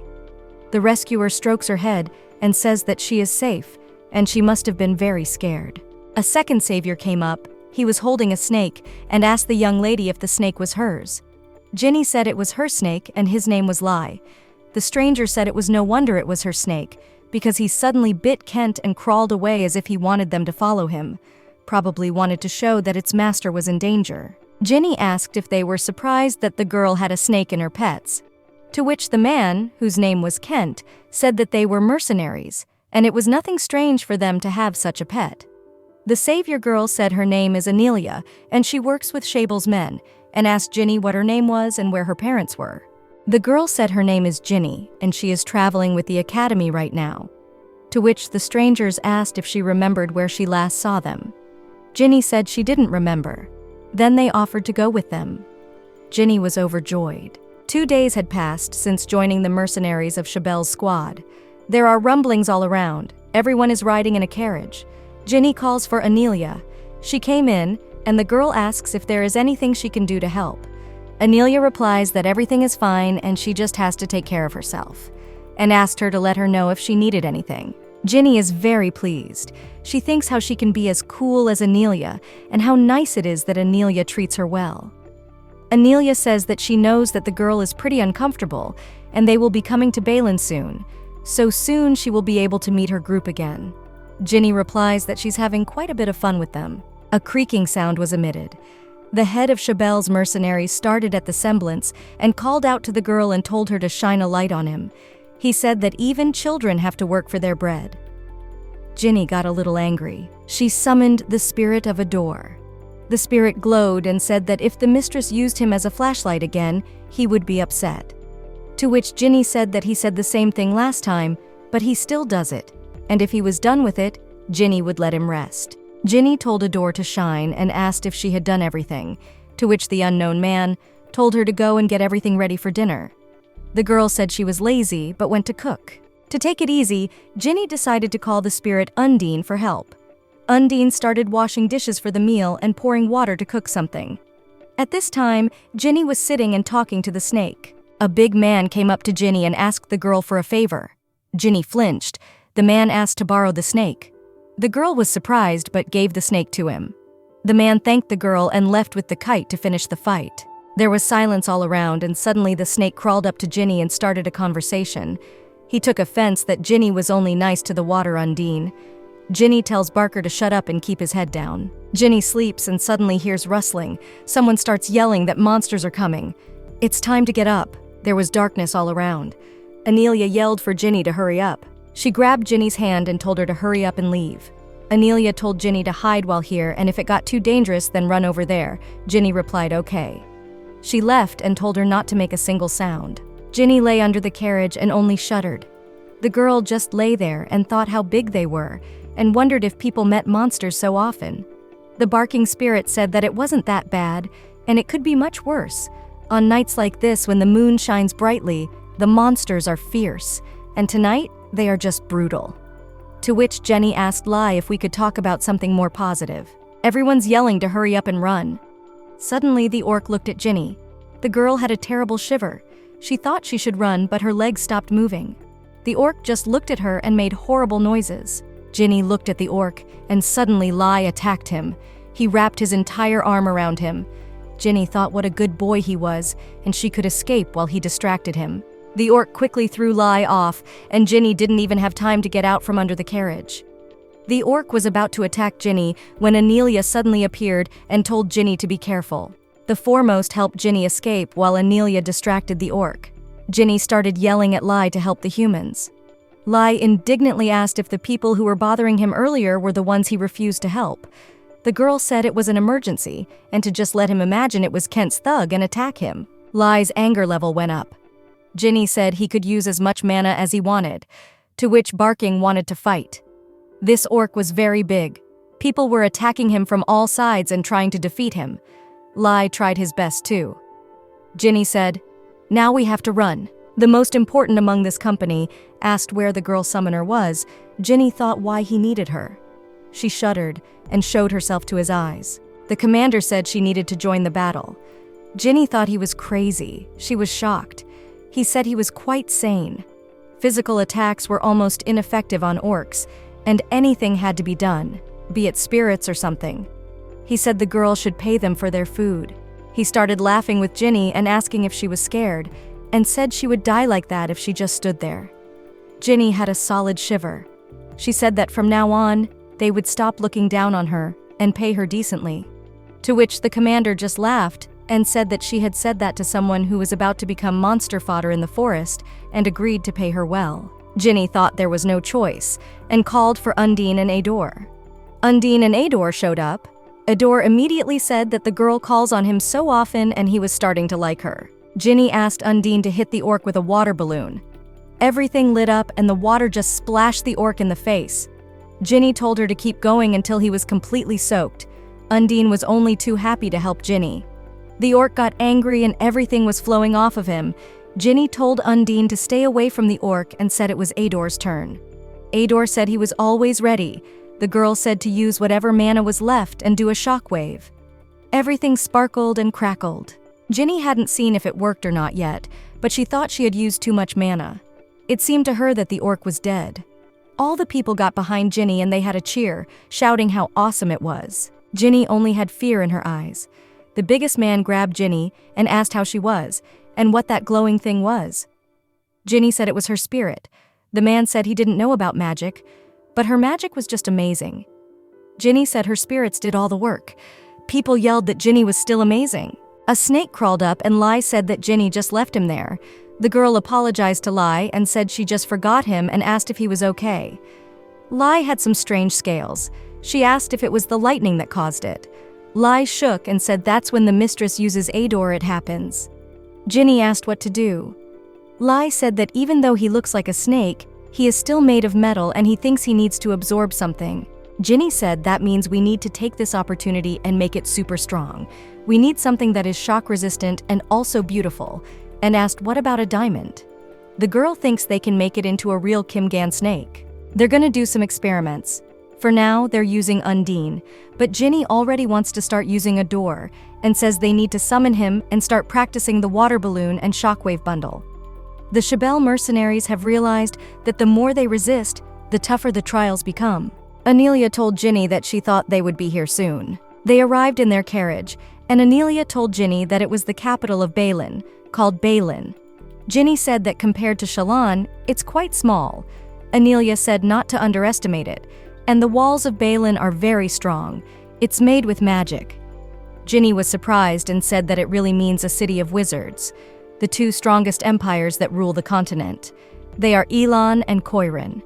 Dumarin, a neutral territory, lies between them, but it has split into two parts, Demetrius and Balin, due to civil war. Anelia asked Ginny to watch her speech carefully when she enters the castle, because her Dimitri accent is too strong, and Balin and Dimitri aren't getting along very well right now. Ginny asked Anelia where she was from. Anelia said she's from the jungle, which is in the territory of the kingdom of Koran, and they don't really have a home and they don't belong to any kingdom.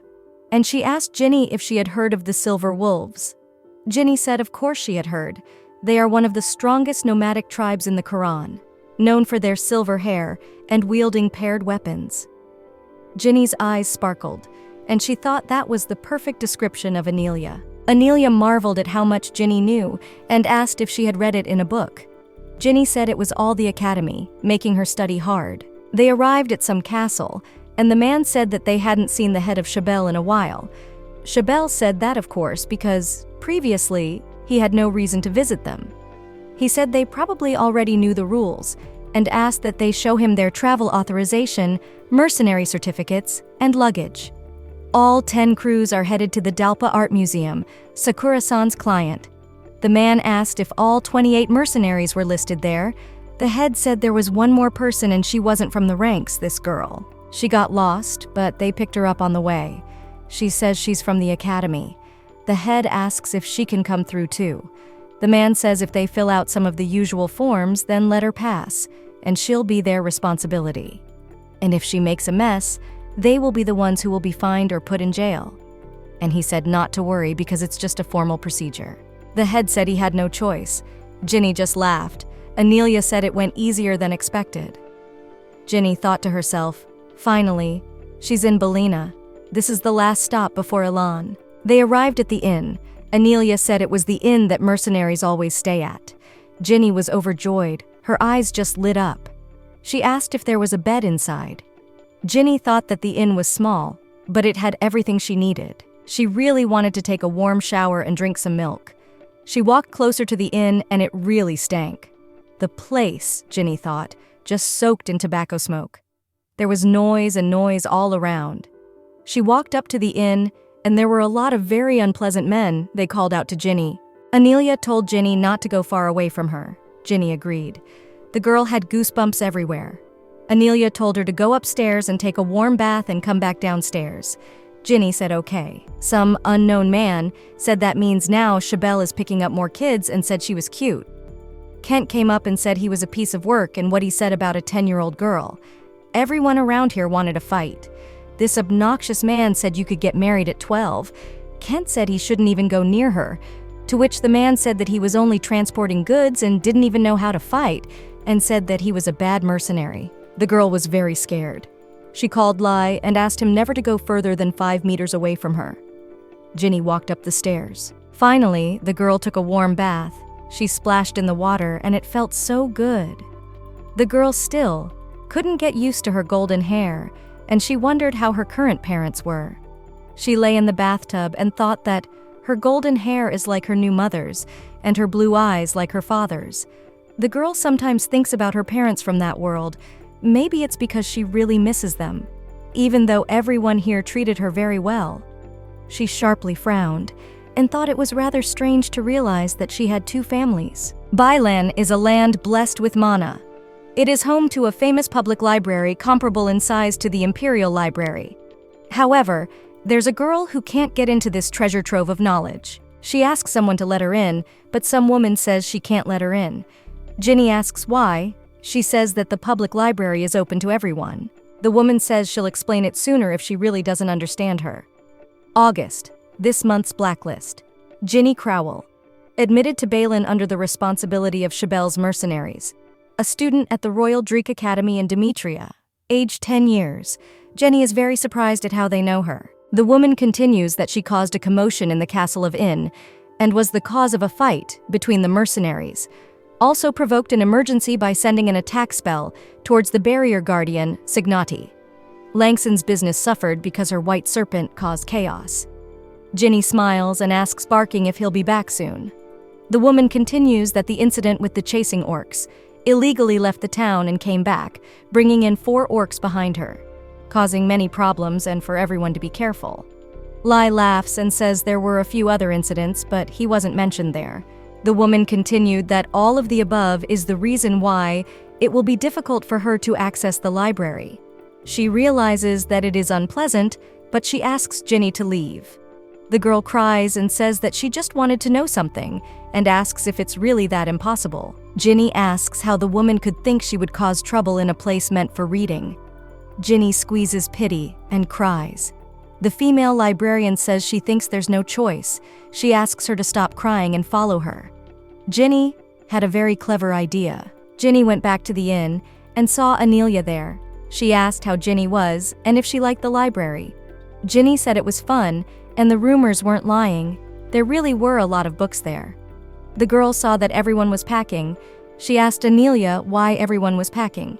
Anelia apologized first to Ginny and said they had to go. Ginny asked what that meant. The head heard this and said what else could it mean? They were going back to Shalane. They have a new job. Ginny asked what about her. The head said that her group would be arriving soon and let her wait there quietly. He told the innkeeper to feed her.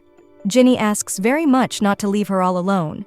The head said that they were already delayed for 3 days because of her, and she should be grateful to Anelia. Ginny sits down next to Anelia and starts to cry.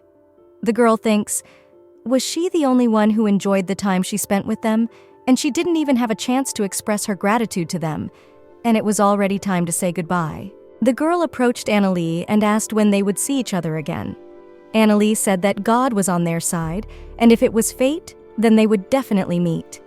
Ginny asked that she promise her that she would write. Anelia said of course she would write and asked the girl to have fun at the festival. Ginny wished them a happy journey and told them to take care of themselves. The carriages pulled away from Ginny. She was very upset. Anelia was upset too. Kent told her not to worry so much and that the little bugger would be fine. He said she would definitely survive, even in the dungeon of the Dark Empire of Koiran. The mercenaries were on their way and saw carriages with flags. Kent said for Anelia to look and asked her if that wasn't the royal flag of Drake Academy. Anelia said she was relieved, and this girl has amazing luck. Suddenly a shout was heard. It was the captain. He called out for Hansen and the Pilo. They came and asked if he had called for them. The captain said they were very slow and told them to go and settle the customs. They obeyed the captain. The knights go and talk that he has again dumped all the work on them, and they can't refuse because an apprentice is missing and he is very nervous. The king orders them to take charge, the commander thinks, and says goodbye mentally to his promotion. The knights are thinking how strict the customs procedures will be today. They come up to some castle. two courtiers start saying welcome to Balin. They cheered the inhabitants of Demetrius and ask if they are from the Royal Drake Academy. The knights don't understand what's going on. The courtiers say they won't believe how long they've waited for their arrival and ask them to take them with them. The knights say that they have misunderstood something and they are just trying to get in, to which the courtiers reply that this can't be, and then who will take them away? They say the demon disguised as an angel tells them every day that her squad is coming soon. They've resigned 10 times because of the girl. She was here just a second ago, and where'd she go? They say the girl's gone back to causing mayhem. The knights don't understand what this has to do with them. Ginny came running and saw that Hansen and Pilo were there. She was very surprised and happy. The girl ran to hug them. The knights stand in shock and asks if the girl survived. They think it's a ghost. The knights say that after Ginny fell off the cliff, everyone put their hands down and thought she was dead. Ginny says she was underestimated, and as they see, she is alive. Knight asks how the girl managed to survive there and eventually make it to Balin. She says that they just went on an adventure. A few minutes ago, Ginny was called to the commander's office. The commander says to explain to Ginny Crowell what she was doing alone, so late at night, in the woods, and how she survived. Ginny says that's what she's trying to tell. She went outside because she needed to go to the bushes, to use the restroom. Then she was attacked by an orc, and then with the head of the mercenaries, Shabelle.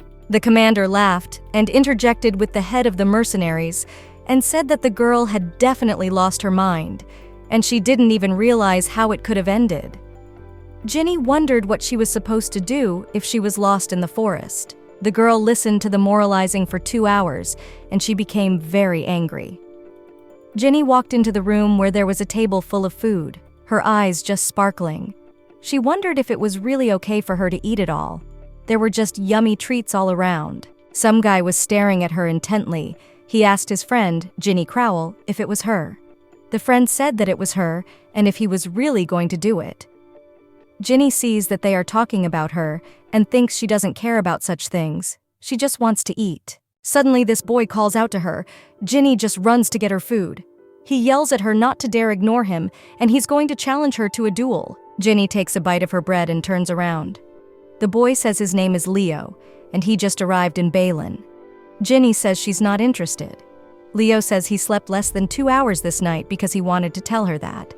And then the teachers called him after they thought she was murdered. Ginny realizes that this boy is her replacement, but why is he telling her this? Ginny apologizes to him and tells him that she survived. Leo yells that she doesn't even realize what he had to go through, because the trip was too long, he got sick, and Ginny has to pay for all the shame he went through. Ginny asks him if he thinks he should have died.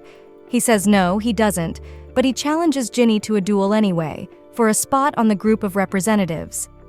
Leo swings at Ginny. Leo's arm is intercepted by a teacher and asks if he realizes what he's doing. Fighting is forbidden. He tells Miss Irito that it's not fair. Miss Irito calms Leo down and says that today has been too stressful. Jenny tells the teacher that didn't she see that he challenged her to a duel as soon as he saw her. Miss Irito says it's not nice to bully your friends. Besides, a lady doesn't laugh like that. Ginny laughs really mean. Miss Irito tells Leo to ignore her. Leo gets very angry and yells that it's all Ginny's fault. It's her fault that they kicked him out of the group and he became a substitute for them, and then they said they didn't need him anymore. Ginny says she had a brilliant idea in her head. Leo asks what idea. Ginny says she thinks they can help each other. Again, he asks again what she is talking about. The girl says about a way for each of them to get what they want. She says that he can take her place and she can go back to the academy in the meantime.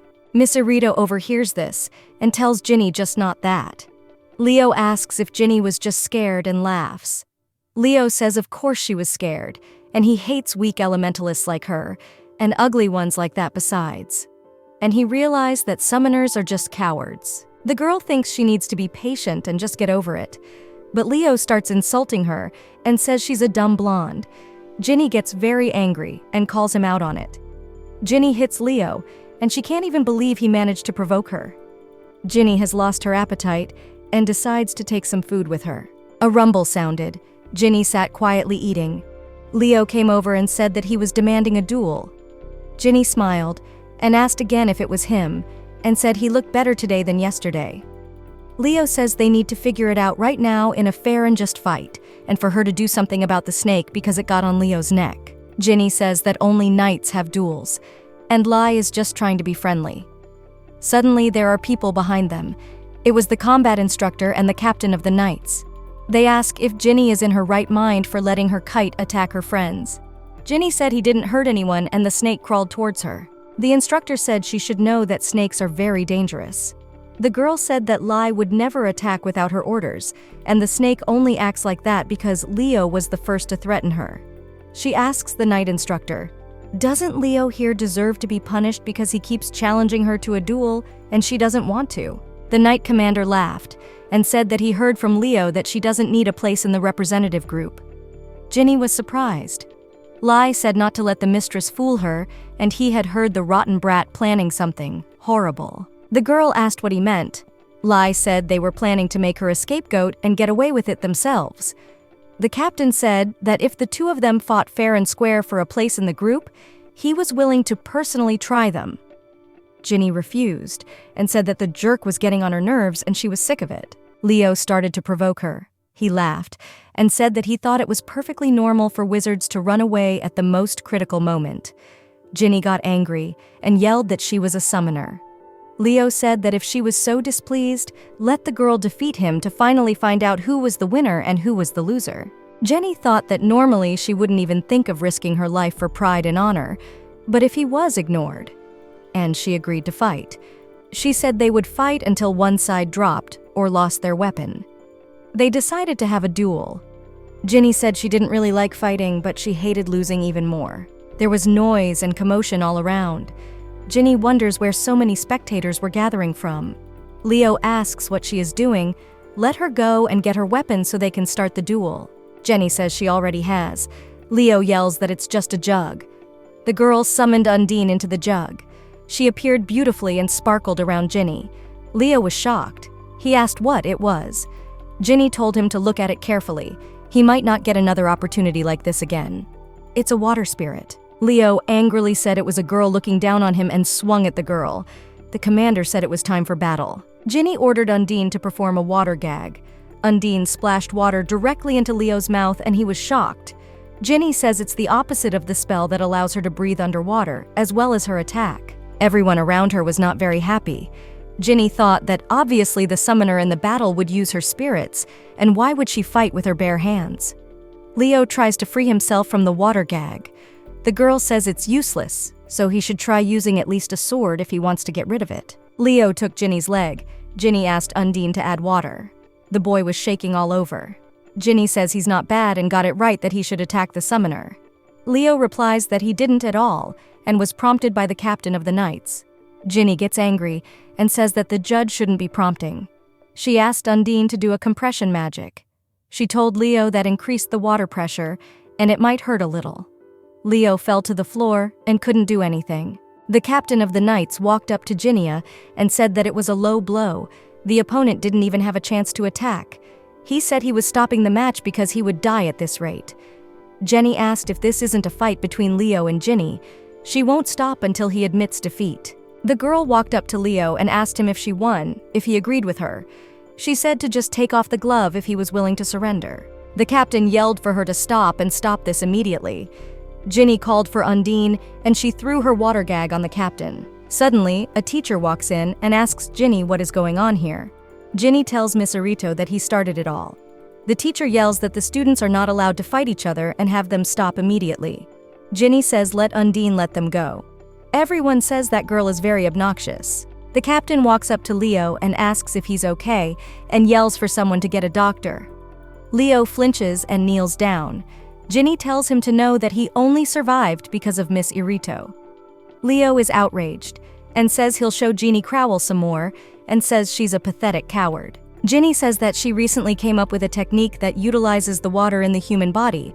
The human body is 70% water, did he know that? And that she can summon water spirits, and I wonder if she can control the water inside a person. And if Leo wanted to fight her again, it would be a great opportunity to test it out. So Ginny decided to scare him. Leo just shuddered and said she was crazy. And Ginny turned and walked away. The captain of the knights talked to the higher-ups and says he knew the higher-ups were watching Jeannie Crowell, but he didn't think it was to that extent. This incident only confirmed that under no circumstances should he become an enemy to her. And within 10 or even 5 years, she would definitely become very influential. This little girl would definitely conquer the Winkin Festival. The girl who gave Ginny candy earlier comes up to her and tells her that they're teleporting today, asking if Ginny knew that. Ginny says she heard something like that. The girl says she's nervous and it will be her first time. Ginny says similarly. The girl asks why she isn't excited then. This is so interesting. They don't have extensive scientific knowledge, but they can teleport. It's really a very strange place. Ginny says it can take a few minutes. Everyone is standing around whispering and waiting. Ginny stands in line and thinks that she must have shown too much of her dark side, and it seems everyone is afraid of her now. A girl asks Ginny if she is hungry, saying she should have gotten something to eat. She offers Ginny a chocolate bar. Ginny is very excited. She says she has heard that after teleporting you can get dizzy, and she hopes everything will be all right. The girl with the chocolate asks why. Ginny replies that because the body is torn apart and then rebuilt afterward, they don't really understand how that happens. It's pretty funny trying to find logic in magic. Suddenly, a very handsome guy shows up. Ginny thinks he's an angel. He walks up to Ginny and asks if she is Ginny Crowell. She asks who he is. The guy says his name is Bright Canyon. He asks if she has heard of him. Ginny asks if they are the ones that make chocolate. The girl interrupts Ginny and whispers in her ear that they are the first family of wizards in the country. They are called the Mage Clan. Ginny thinks they were mentioned in the exam. The boy asks if she remembered who he was. Ginny apologizes and says she didn't recognize, and asks what a young gentleman of such incredible lineage wants with her. Her eyes sparkle. Bright says he wanted to meet her as early as yesterday, in the dining hall. He says that her battle with the guy from fight class was amazing. Ginny looks at the guy and thinks how handsome he is.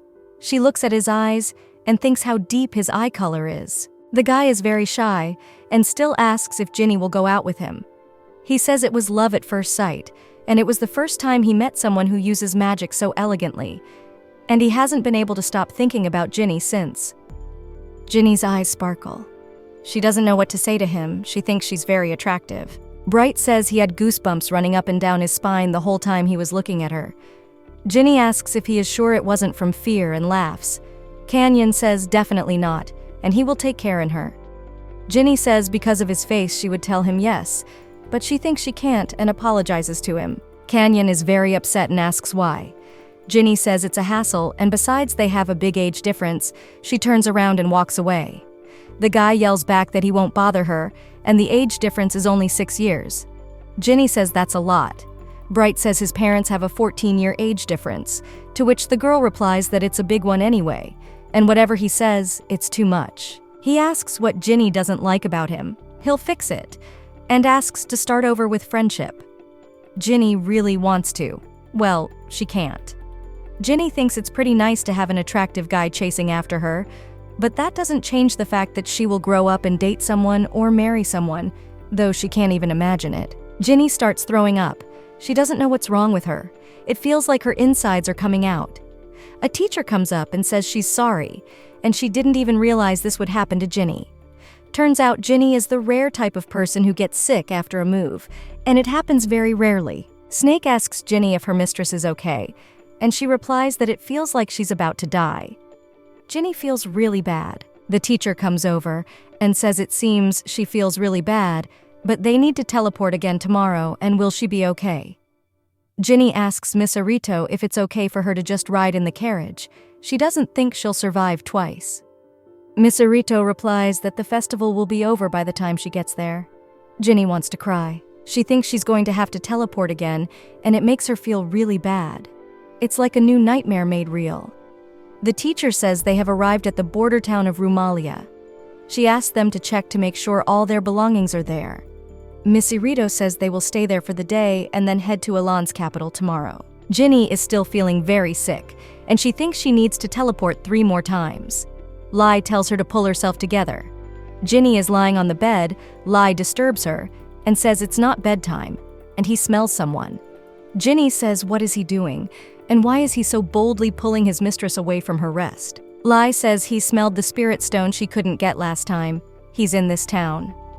Ginny perks up dramatically and asks if the stone is the one from Darnell's jewelry store. Lai says it is. Lai says he discovered it while walking around.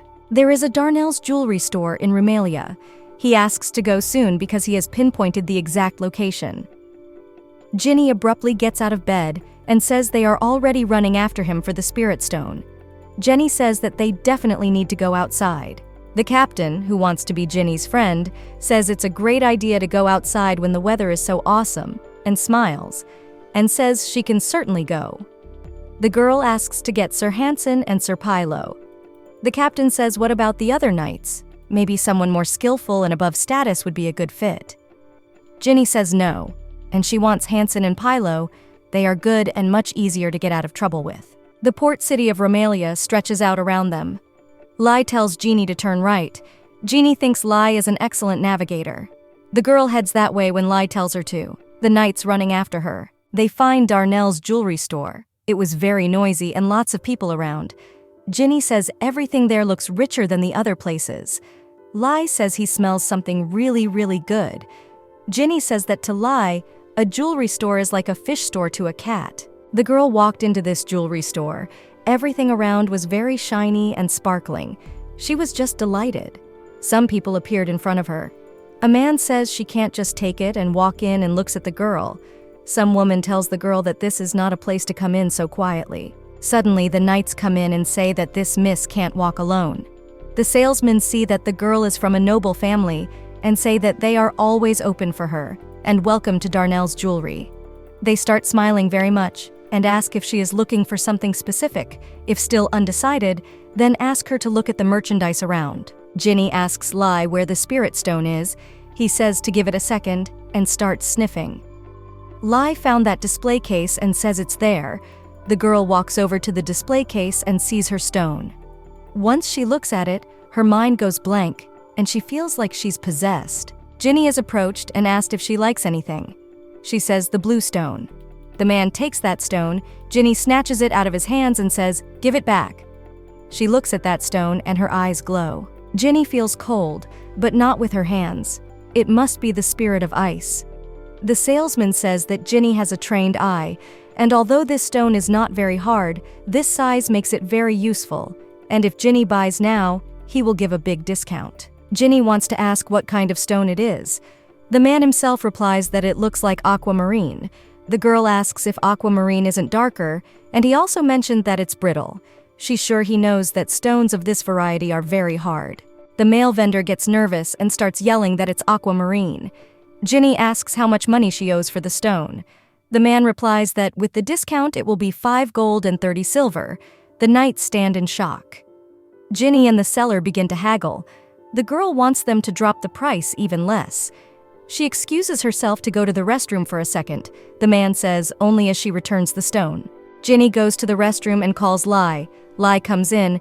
Ginny tells Lai that this is a jewelry store, and there is definitely gold here, for example. She says he should bring it.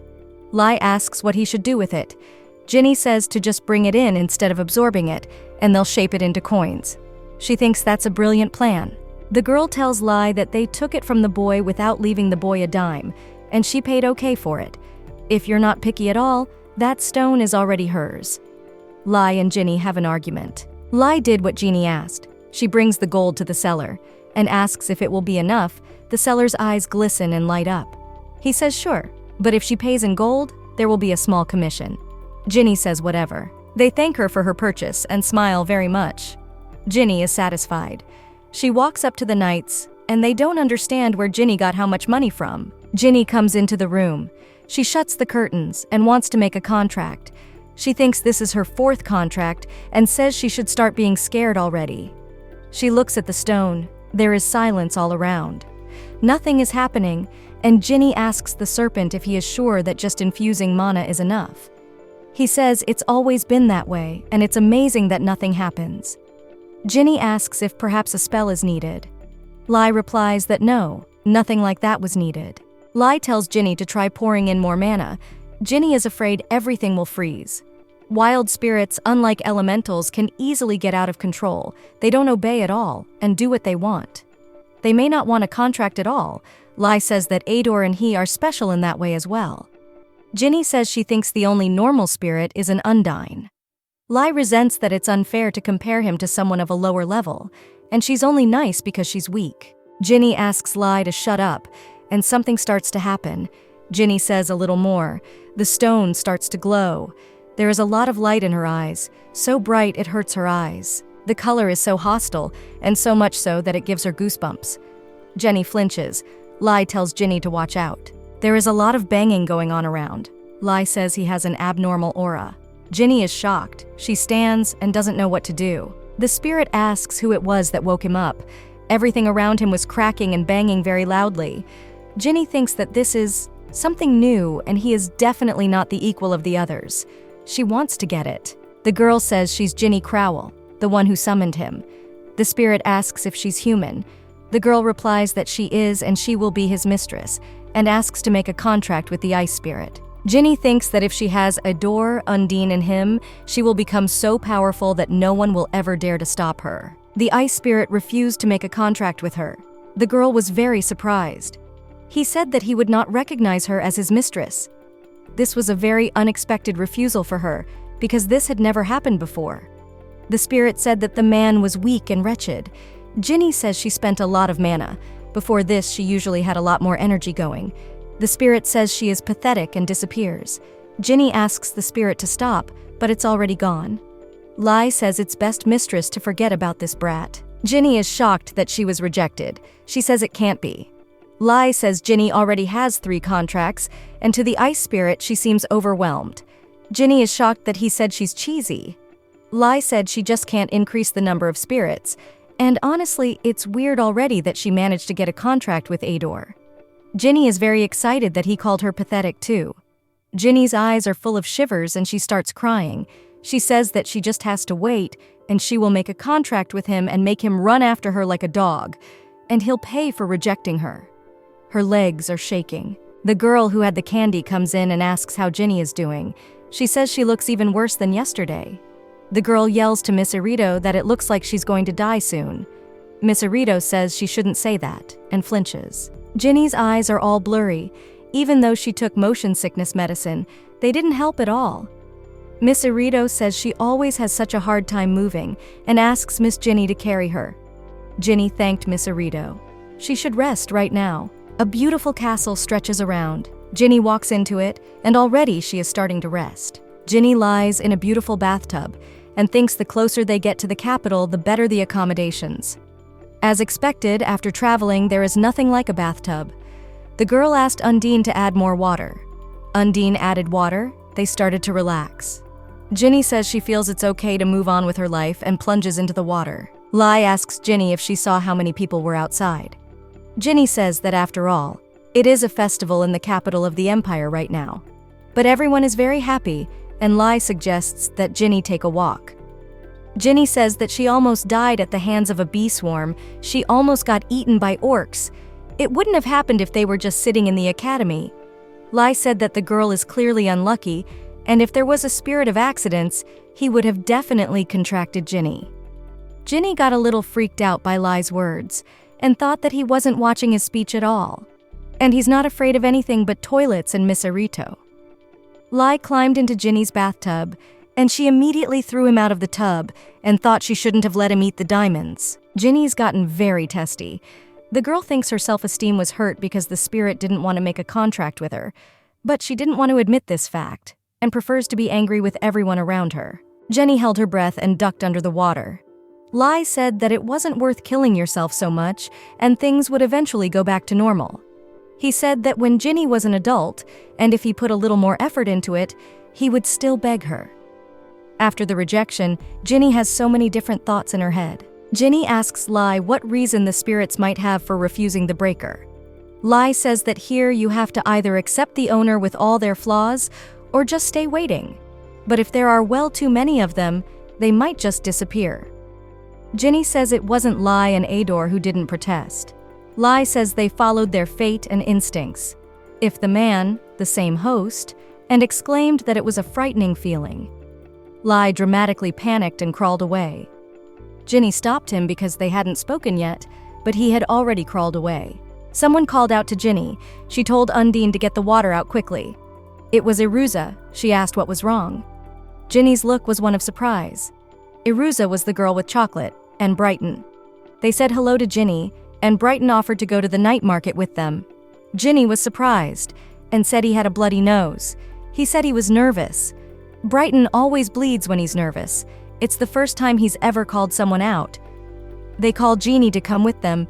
Jeannie says she got motion sickness on the trip and better get some rest. They talk her down and say she's missing out on a lot as it is, but Ginny doesn't want to, and says all her money is already gone anyway. The chocolate girl says she'll take care of all the expenses, so they talk Ginny into it. They went to the night market, and there was noise and commotion all around. The girl tells Jeannie to see that they have gotten to the Feast of the Gods. Hansen and the Pylo go after Ginny, as they are in charge of guarding the girl. Ginny says that it's much better here than in the books, their eyes glowing with happiness. Ginny asks Brighton if he believes in the gods. He says not really, probably because he comes from a family of mages. Ginny says she's heard that priests and mages don't like each other, and asks if that's true. He replies that he thinks yes, they don't believe that wizards mock the gods. Ginny asks what about summoning her then. He says they are probably apostles in the eyes of the priests. Ginny dislikes the gods and says they piss her off. The boy asks her not to talk about it so easily, and especially not here. Ginny said that she never hoped for the best, and what she wishes for is a life where nothing happens at all. But the gods can't even give her that, even though it seems so easy. The girls walk around the market and Bright carries their purchases. There was so much beauty of all sorts around. Bright walks up to Ginny and says that he thought these flowers would be good for her. He gives her a beautiful bouquet. Ginny says that they are very pretty. The boy glows and says that it is a relief to him if Ginny liked them. Ginny thanked Bright and started smelling those beautiful flowers. The girls are very glad they went there, but Ginny says she has a bad feeling, like someone is watching them. Iruza says she doesn't feel anything like that. Suddenly, someone attacks Ginny sharply. Iruza yells that from behind. Some unknown big man, he yelled that this is why he likes festivals, because there are a lot of defenseless kids around and the boss will like them. The girl doesn't realize what's going on. They've been kidnapped. Ginny tries to break free, but her mouth is shut. She fails. She finds herself in some dark room. Ginny hears a boy's voice, and who says that if it's about the girl that was caught with him, she's over there. She saw a man in the dark room. He was silent. Ginny asked if he had been kidnapped too.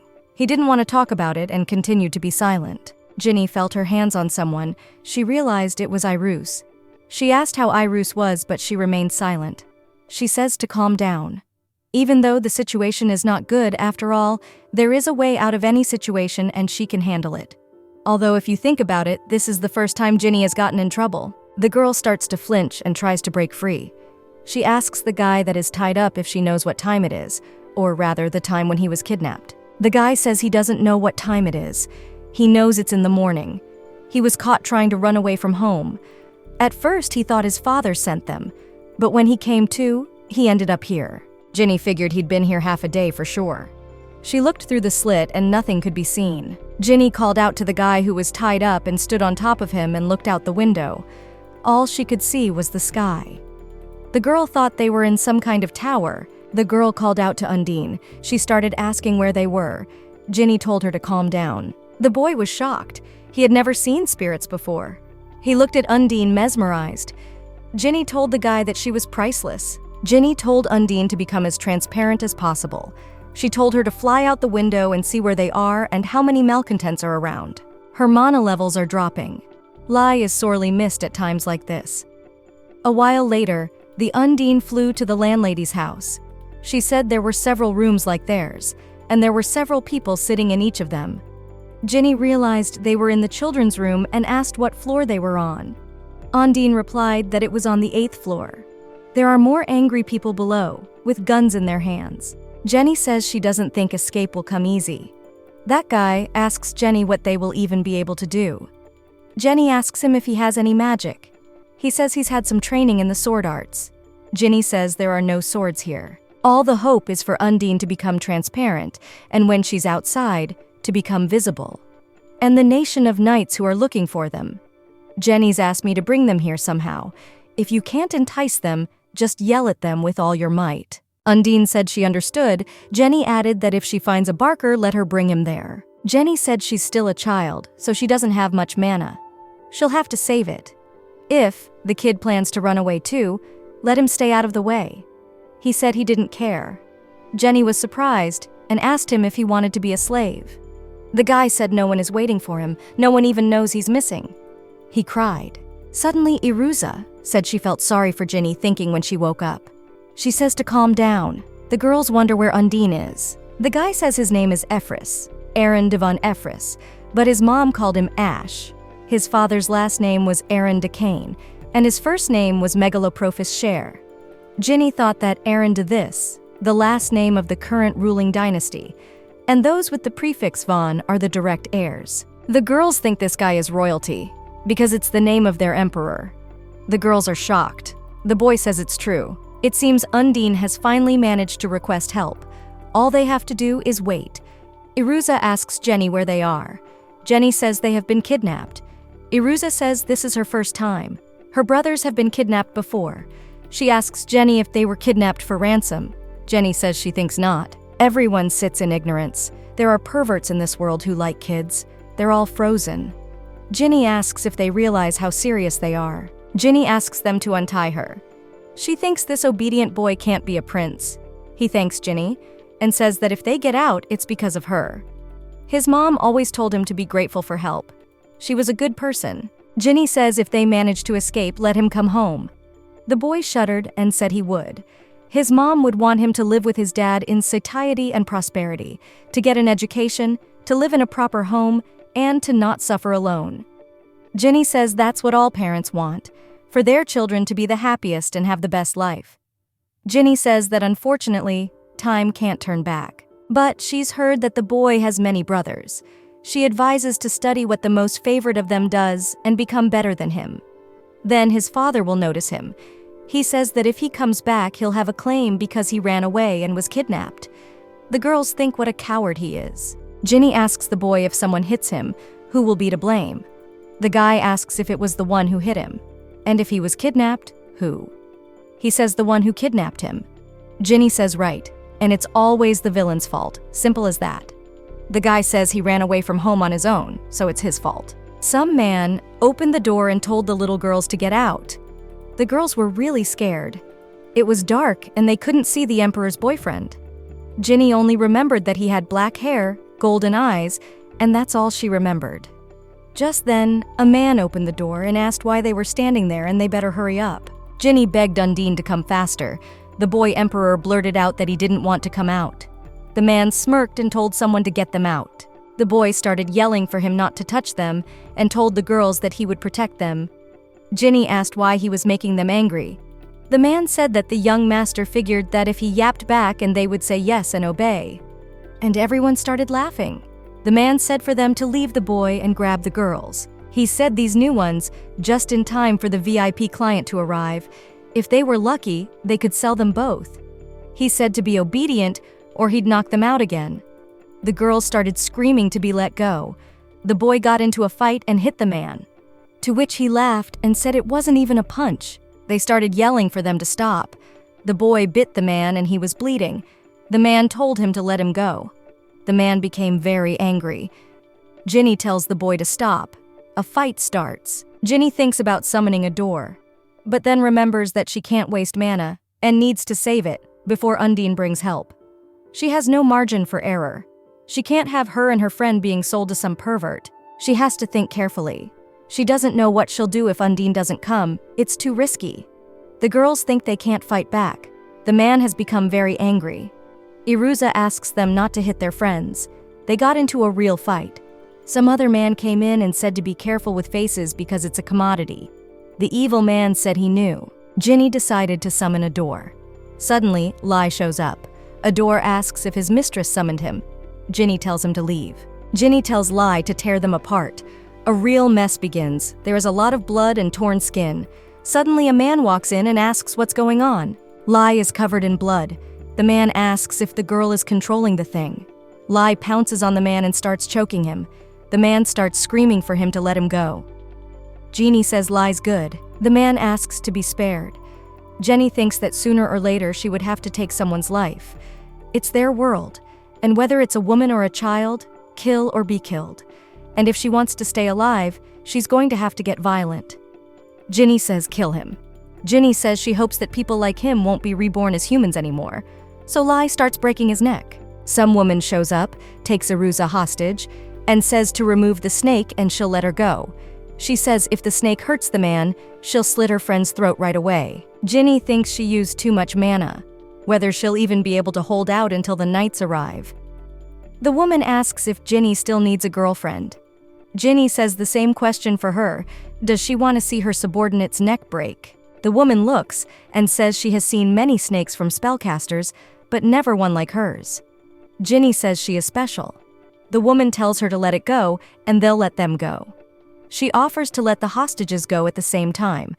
Ginny says she's giving up Iruza first. The woman says to clear something up and if she lets her go, so she doesn't think that anything will change. Jenny says, we'll see about that. Lai asks Ginny why they don't just kill them all at once.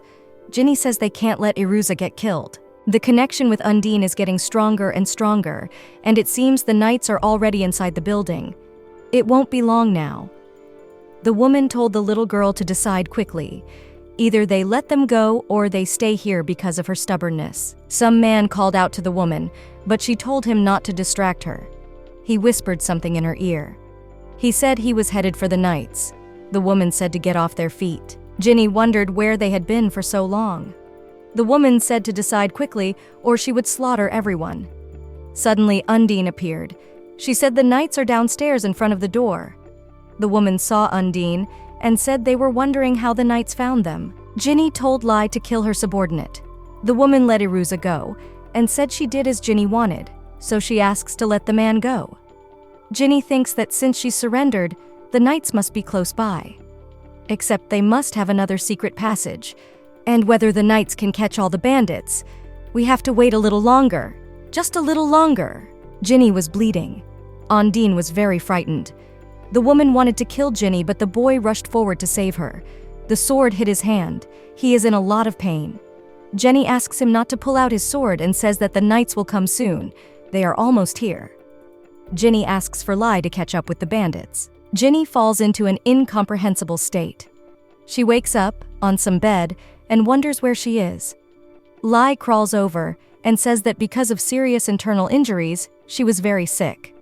Her fever was so high that she even had to priest during the day. Ginny says she doesn't remember, and everything is like a blur. She asks what's wrong with Ash, the guy who was with her. Lai says he didn't pay attention to the others. Ginny asks how many days have passed. Lai says 2 days. Ginny gets out of bed. Lai asks her not to overexert herself. The girl says her condition leaves a lot to be desired, and asks what he did with the bandits. Lai says they turned out to be very fast, and because of the festival, there were too many people gathered. Ginny asked for business. Lai said that he didn't want to use his powers being in the crowd, and when he found them, they had already gone outside the fortress gate, so pursuit was difficult. Ginny got angry and said her orders were to kill them all, not worry about her. Lai said that even as a spirit, he had a lot of leeway. Ginny said that her memory holds the faces of those freaks. She would catch them even if she had to turn to security, because they didn't hurt not only her, but her friends as well. While Ginny was sick, she questioned herself relentlessly. Why Ash had saved her? After all, they were just then meeting for the first time. Why then had he risked his life to save her? The teacher said. Who could have guessed that the boy would really turn out to be a blood relative of the Emperor? Either way, pity Ginny and Iruza. Miss Irito asks how Ginny is feeling. Ginny overheard their whole conversation and asked why she couldn't meet Ash. What does that mean? Where is he now? The teacher said that Ash made it home safely, and he said to be sure to tell Ginna that he was very grateful for the rescue. His plan was also to leave her a letter. On his hand was injured. Jenny asked how Irusa was doing. The teacher said she had some minor injuries and Irusa was resting now. Irito said that Ginny needs to forget about everything that happened that day. Ginny wants to write to the boy, but the teacher said it's impossible.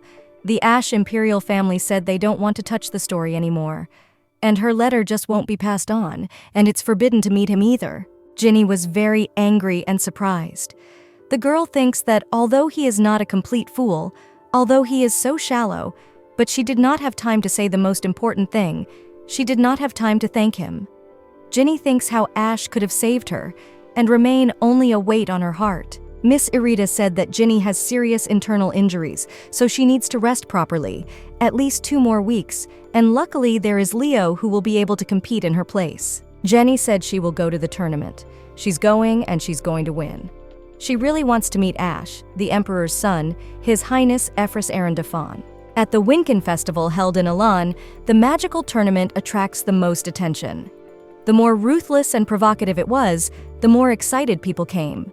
But especially popular among all the participants was the summoner. It was Ginny and her Undine.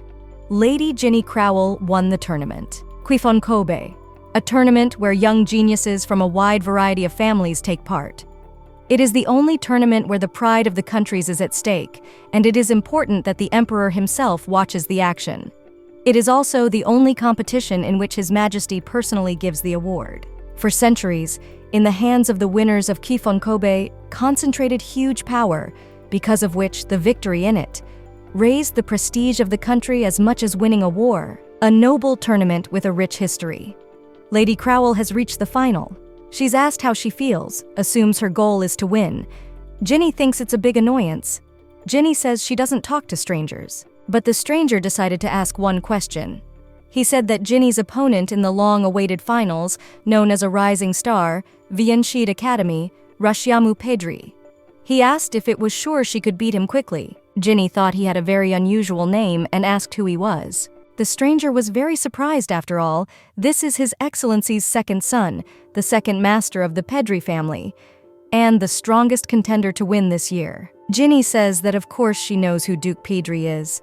She knows that it is the birthplace of the most famous swordsman, and she seems to have heard of Robin Pedri, but does she really need to know the younger brother as well? She was asked if she and Mr. Rasham saw Mr. Rasham as a rival. Ginny replied that whoever her opponent was, she didn't care, and she will throw him out of the ring on the first try, as she has done before. And Ginny will get the complete victory. But Ginny can't keep the fight going for long due to her wounds not yet fully healed. She's been finishing every fight in 10 seconds. Those who had never fought spirits before became her fodder, those who knew a little about them too. All she and Undine had to do was catch their opponent's leg, drop the cat in the ring, and win. Ginny was told she had done a good job. Miss Irito said to be sure to drink the vegetable juice to the bottom. Ginny is all served and asked what else she needs. Ginny's stomach continues to hurt all the same.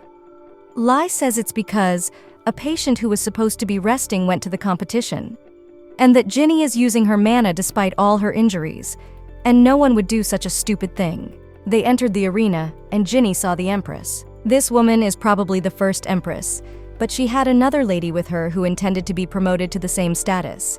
This was the concubine Estia Spodro. It is said that this did not happen because of her ignorant background. Ginny assumed she was talking about Ash's mom, but as far as Ginny knew, she had aristocratic roots. In fact, being the daughter of a viscount wasn't even enough to become a concubine, and rumor has it that she caught the Emperor's eye, only because she was the only female knight in the imperial palace. It's said that even though she was being courted by him, one day the girl just disappeared.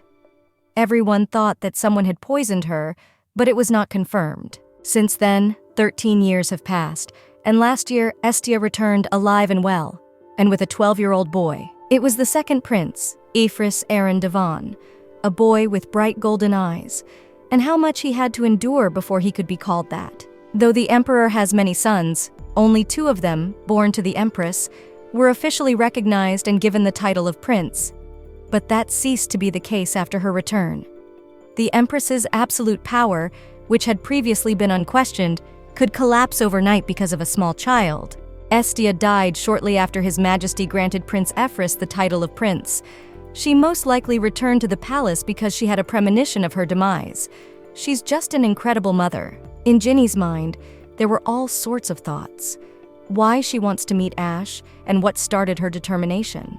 what she wants to do after she meets him, why he makes her think about him so much. Why is it that the image of the prince keeps Ginny on her toes? The children's final competition is about to begin.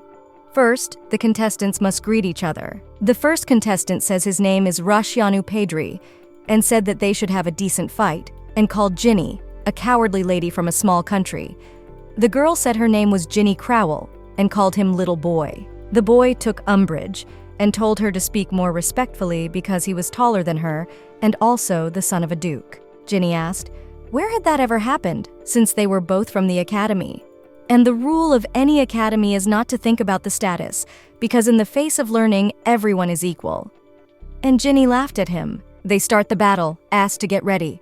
Ginny summons her Undine, and Rashianu has a sword. Ginny ordered Undine to do a water punch. The guy just smashed him with his sword. Ginny was shocked. Ginny said that compared to Chabelle's mercenaries, he's too slow. Swinging his sword right and left, his lunges are so easy to dodge. She can see right through him. Ginny and Undine took him in a water balloon. The boy thought that just preventing her from casting spells would be enough. But it's useless, because a mage and a summoner are very different from each other. The winner is Ginny Crowell. She defeated even the swordmaster of the Pedri family. Ginny says that everything went right, and all that's left is to get the reward from the Emperor. A guy walked up to Ginny. He looked her in the eyes. There's silence all around. She thinks he looks like him. Suddenly, two guys come out. Ginny can't believe her eyes. It was Robin Pedri. He looked at her and said to Ginny Crowell. Ginny was surprised that he got her name right. Robin asked Ginny if she was ready to get into a fight with him. Ginny was surprised and asked again. He waited for an answer. Right now, there will be a final battle among the young men, so they are asking the named contestants to come up to the stage. Robin turned around and listened. Robin Pedri, as expected, outclasses his opponent.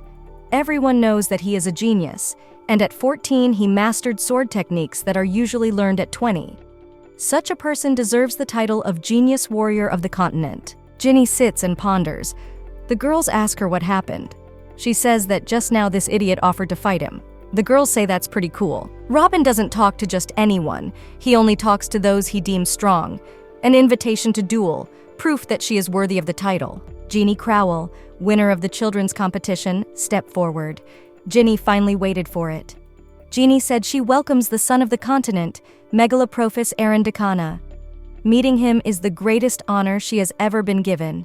Hail, His Imperial Majesty. Ginny Crevelle, a student of the Imperial Drake Academy. Ginny has often heard that if the Emperor says your name, a shiver runs through your whole body. But Ginny doesn't feel anything. It seems her admiration isn't that great. The Emperor says that he is from his imperial name Megaloprophus, awards Ginny and congratulates her on her victory. He hopes she will become a warrior in the future, something that will glorify their empire. This is his blessing. Ginny said that his words are the ultimate favor for her entire family, which they will keep in their memories forever. The Emperor said that seeing her fights raised a very interesting question in his mind as to who the summoner was. Ginny said that when it comes to the attribute of water, the mage makes the rules for the water, while the summoner breathes life into it. The spirit takes the element as its base, and the summoner controls it with the full force of his willpower. It is very much like if they were simply controlling the water, but the summoner makes an incredible effort for the sake of becoming one with the spirit. Such a bond is much stronger and more natural than a magical bond. The Emperor smirked and said that he assumed the girl meant to say that summoners are far more significant than wizards. Ginny said that unlike mages, who usually control all elements, most summoners are interested in the specifics of controlling just one. You could say that their magic is broad and subtle, while their powers are narrow and deep. Though also, there are exceptions like Ginny. The Emperor said that it was very interesting and witty, and confessed that after the fights, he, wanting to satisfy his interest, called up the palace summoners. And they were all amazed, saying that Ginny had already surpassed the adult level. And if you compare that to wielding a sword, she is similar to Robin. Also, they especially emphasized that such a talented person would be extremely useful to be under the sovereign. Ginny said that if she understood correctly, the Emperor had just proposed to her. He asked what she would say to that. Ginny said she wasn't quite sure what he meant by that. He said that Ginny could become a subject of the emperor if she so desired. The girl said that she wouldn't want to get something she didn't deserve. To be content with all that she has is her wish. She would also like to ask the emperor to take into consideration her age, which she goes on about, fearing a possible separation from her parents, even though this is a lie. The emperor thinks Dmitri is good at psychological processing. Ginny thought she'd pissed him off. She'd probably be buried somewhere if she gave up her allegiance. The emperor had heard that there was a little blonde girl who had saved his son, and she was a summoner representing the Drake Academy.